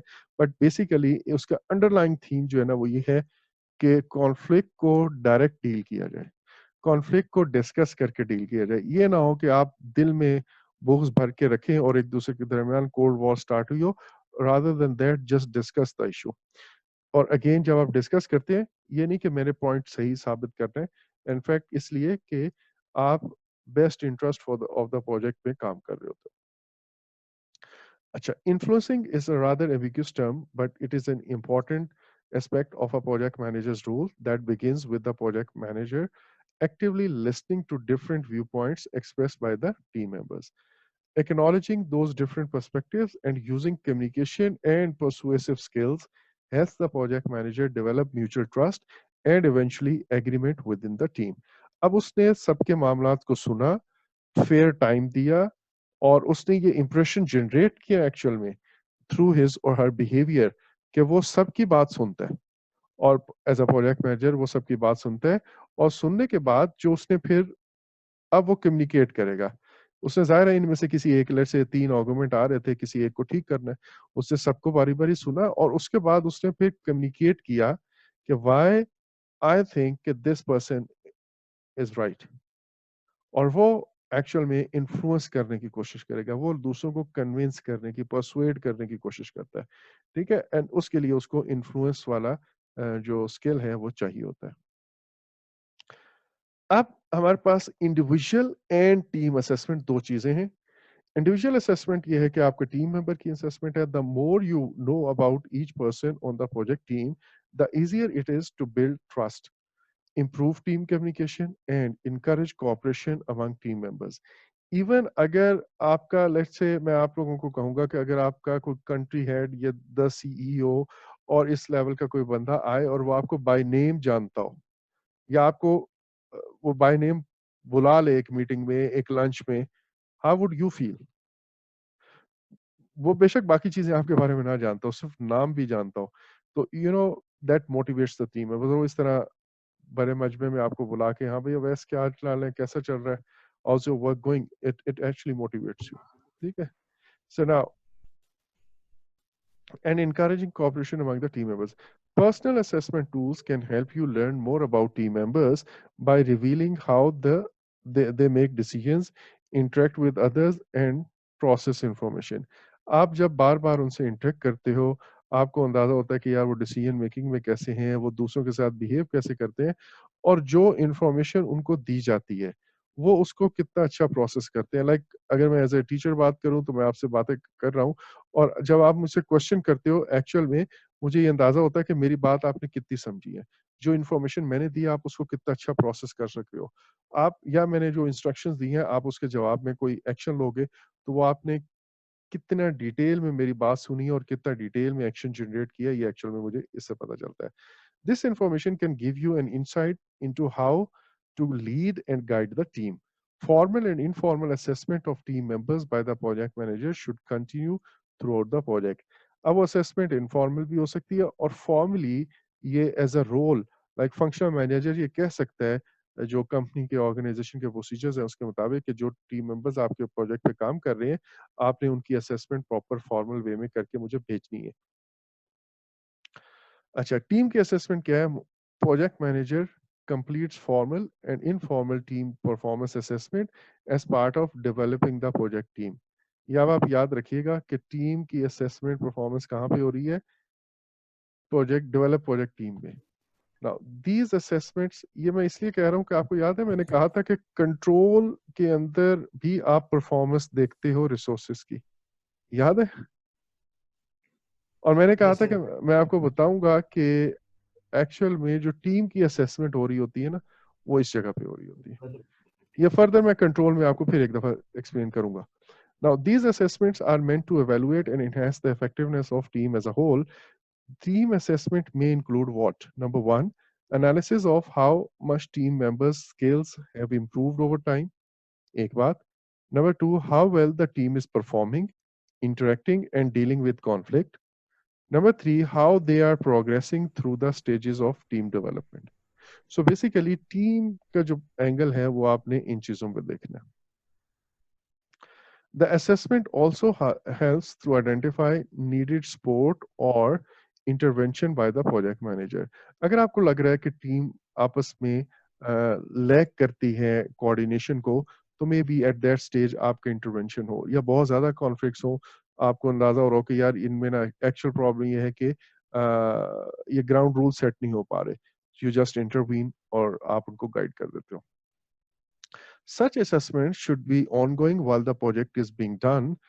The results of team assessment can be used to recognize the team's progress or to motivate them to improve.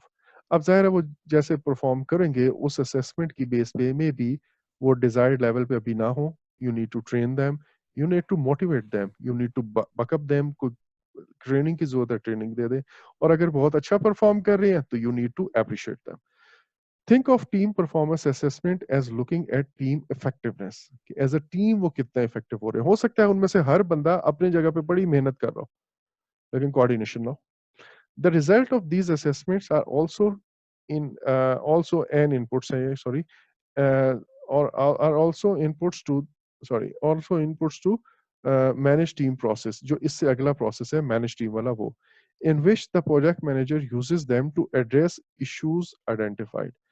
अब आपके पास अगर टीम डेवलपमेंट के अंदर इस प्रोसेस के अंदर आपको असेसमेंट करते हुए ये पता चलता है कि उनके दरमियान कॉन्फ्लिक्ट्स हैं, इश्यूज हैं, तो फिर आप टीम जब मैनेज कर रहे होगे, जो कि अगला प्रोसेस होगा, तो उसमें फिर आप इस इंफॉर्मेशन को यूज करोगे। दैट मीन्स ये यहाँ पे एज एन इनपुट आएगा। Training, team members may require training to perform on the project or to enhance their performance.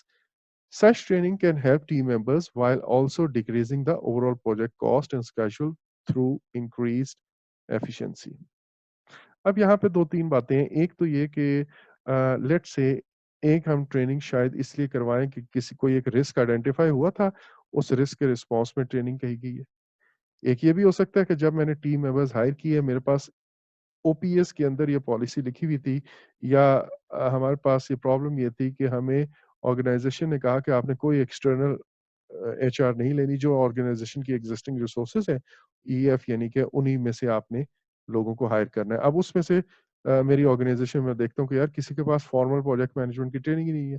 सो या मेबी उस केस में कुछ लोगों के पास है, कुछ के पास नहीं है, तो मेबी मैं एक ट्रेनिंग वहाँ पे भी अरेंज करूँगा। इसके अलावा क्या होता है कि प्रोजेक्ट के during the course of the project I feel कि यार एक ख़ास प्रॉब्लम आ रही है लोगों को, और उस प्रॉब्लम को एड्रेस करने के लिए हमें कोई एक छोटी-सी मे बी 4 दिन की, 5 दिन की ट्रेनिंग सेशन देना पड़े। ये प्रॉब्लम आ रही है बिकॉज़ 1-2 लोग तो ठीक कर रहे हैं बट बाकी सारे उसमें इश्यूज़ में फँसे हुए हैं। सो ये भी आप मे बी ट्रेनिंग मतलब इस पर्सपेक्टिव में भी कर सकते हो। सच ट्रेनिंग कैन हेल्प टीम में, और एक सॉरी एक और है, वो मिक्स है, कॉम्बिनेशन है। एक ये कि आपको वाक़ई ही एक ट्रेनिंग या कुछ ट्रेन्ड स्टाफ चाहिए। बट आप अपने रिकॉग्निशन एंड रिवार्ड सिस्टम में ये प्लान कर देते हो कि यार ड्यूरिंग फर्स्ट 6 मंथ्स, 3 मंथ्स जिसकी भी परफॉर्मेंस रिपोर्ट सबसे अच्छी आई इन दिस कैटेगरी, और उसका इतना स्कोर हुआ, अगर आपने कोई ऐसा मैकेनिज़्म बनाया हुआ है, तो उसको हम ये जो ट्रेनिंग के लिए ना हमने यूके भेजना है, जो 7 डेज़ के लिए, तो वो वाला शख्स नॉमिनेट होगा। अब ये वो केस है कि इसी ट्रेनिंग को हम as a reward and recognition system, because ये उस इंडिविजुअल की ग्रोथ एंड डेवलपमेंट का बायस बनता है। जब आज से प्रोजेक्ट खत्म होगा, तो वो ये कह सकेगा जी मैंने फलाँ कोर्स यूके से एमएस प्रोजेक्ट का 2 हफ्ते का कोर्स किया हुआ है। सो वो एक्चुअल में उसकी ग्रोथ के लिए बनता है, apart from other like motivational factor कि आप बाहर का चक्कर लगा के आ रहे हैं गवर्नमेंट के खर्चे पे, या फॉर दैट मैटर प्रोजेक्ट के खर्चे पे। Now, if the training will benefit the organization in the long run and or can be used on future projects, it may be covered as an organizational cost. Otherwise, it is paid for the project and documented in the resource management plan and included in the project budget. ये वो shared cost वाली बात थी कि अगर organisation ये कहती है कि आपने प्रोजेक्ट के होने ऊपर होने वाले तमाम खर्चे इसी प्रोजेक्ट से निकालने हैं, ठीक है, चाहे चाहे आप इस फॉर एग्जांपल इस प्रोजेक्ट के लिए आप एक बुलडोजर लेते हो, या इस प्रोजेक्ट के लिए आप एक बंदे को पीएमपी सर्टिफाई करा रहे हो, ठीक है। ये बुलडोज़र, ये पीएमपी सर्टिफाइड बंदा बाद में आपके ऑर्गेनाइज़ेशन के दूसरे प्रोजेक्ट को लीड करेगा, और आप इसको कैश करोगे, यूटिलाइज़ करोगे। बट इवन देन आप कहते हो कि इस प्रोजेक्ट की ही कॉस्ट के अंदर ही ये ऐड कर दें आप, दैट्स इट। इसको आप बाकी कॉस्ट पे ना शेयर करें। और ये भी हो सकता है कि आपको वो कहे कि यार आप जो है इस प्रोजेक्ट को की कॉस्ट को इसमें शो ना करें, इसको हम ऑर्गेनाइज़ेशन के अपने जो प्रोक्योरमेंट एंड ट्रेनिंग फंड्स हैं उसमें से करेंगे, और आपको जो हम पर आवर इधर बंदे भेज रहे हैं, आप उसका सिर्फ़ उतना ही खर्चा ऐड करें। ट्रेनिंग भी बिल्कुल इसी तरह की एक चीज़ है कि अगर आपने ट्रेनिंग बाहर से करवाई है या लोकल करवाई है, उसके जो अखराजात हैं, वो आपका ऑर्गेनाइज़ेशन की पॉलिसी क्या कह रही है कि आपने खुद बियर करनी है फॉर दिस प्रोजेक्ट, या उसको सेंट्रली किसी और जगह पे हम उसको रख रहे हैं, इंक्लूड कर रहे हैं। आप लोग जाग रहे हैं ना? जी। जी सर। Thank you. अच्छा, अब है प्रोजेक्ट परफॉर्मेंस अप्रेज़ल्स। बिल्कुल। जी, सॉरी? मैंने तो जाग रहा है बिल्कुल। बस जागते रहिएगा, 2 दिन और हैं। ठीक है? नाउ उसके बाद मैंने नहीं सोने देना आप लोगों को। On the exam, you may also see a mention of project performance appraisals, which are evaluations of individual team members' performance. अब आप एक चीज़ देखें, प्रोजेक्ट परफॉर्मेंस अप्रेज़ल्स की बात हो रही है, प्रोजेक्ट परफॉर्मेंस की बात नहीं हो रही, अप्रेज़ल्स की बात हो रही है। अप्रेज़ल्स जनरली टीम मेंबर्स की असेसमेंट होती है। In this effort, manager collects information from team members, supervisors, often the project management team जो होती है, and adjust the project accordingly. For example, the project manager might decide as a result of an appraisal to provide some kind of reward to recognize a team member's diligence. On the other hand, an appraisal might bring to the project manager's attention the need to provide additional training or encouragement to a team member. अगर वो अच्छा perform कर रहा है तो well good, well done, well very good, reward दे दें. कम परफॉर्म कर रहे हैं, ट्रेनिंग दें, हौसला अफजाई करें, गाइड करें. ठीक है, तो ये टीम मेंबर्स की इंडिविजुअल परफॉर्मेंस से आपको ये पता चलता है. Note that the focus of appraisal is on the individual performance of their assigned responsibilities rather than on team performance. Team जो मर्जी परफॉर्म कर रही है, आपने जो उसको रोल प्ले कर दिया था, जो उसकी ड्यूटी लगाई थी, वो कैसा कर रहा है, ये उसकी जजमेंट, ये उसकी असेसमेंट हम कर रहे हैं सिर्फ. Because the developed team and managed team process are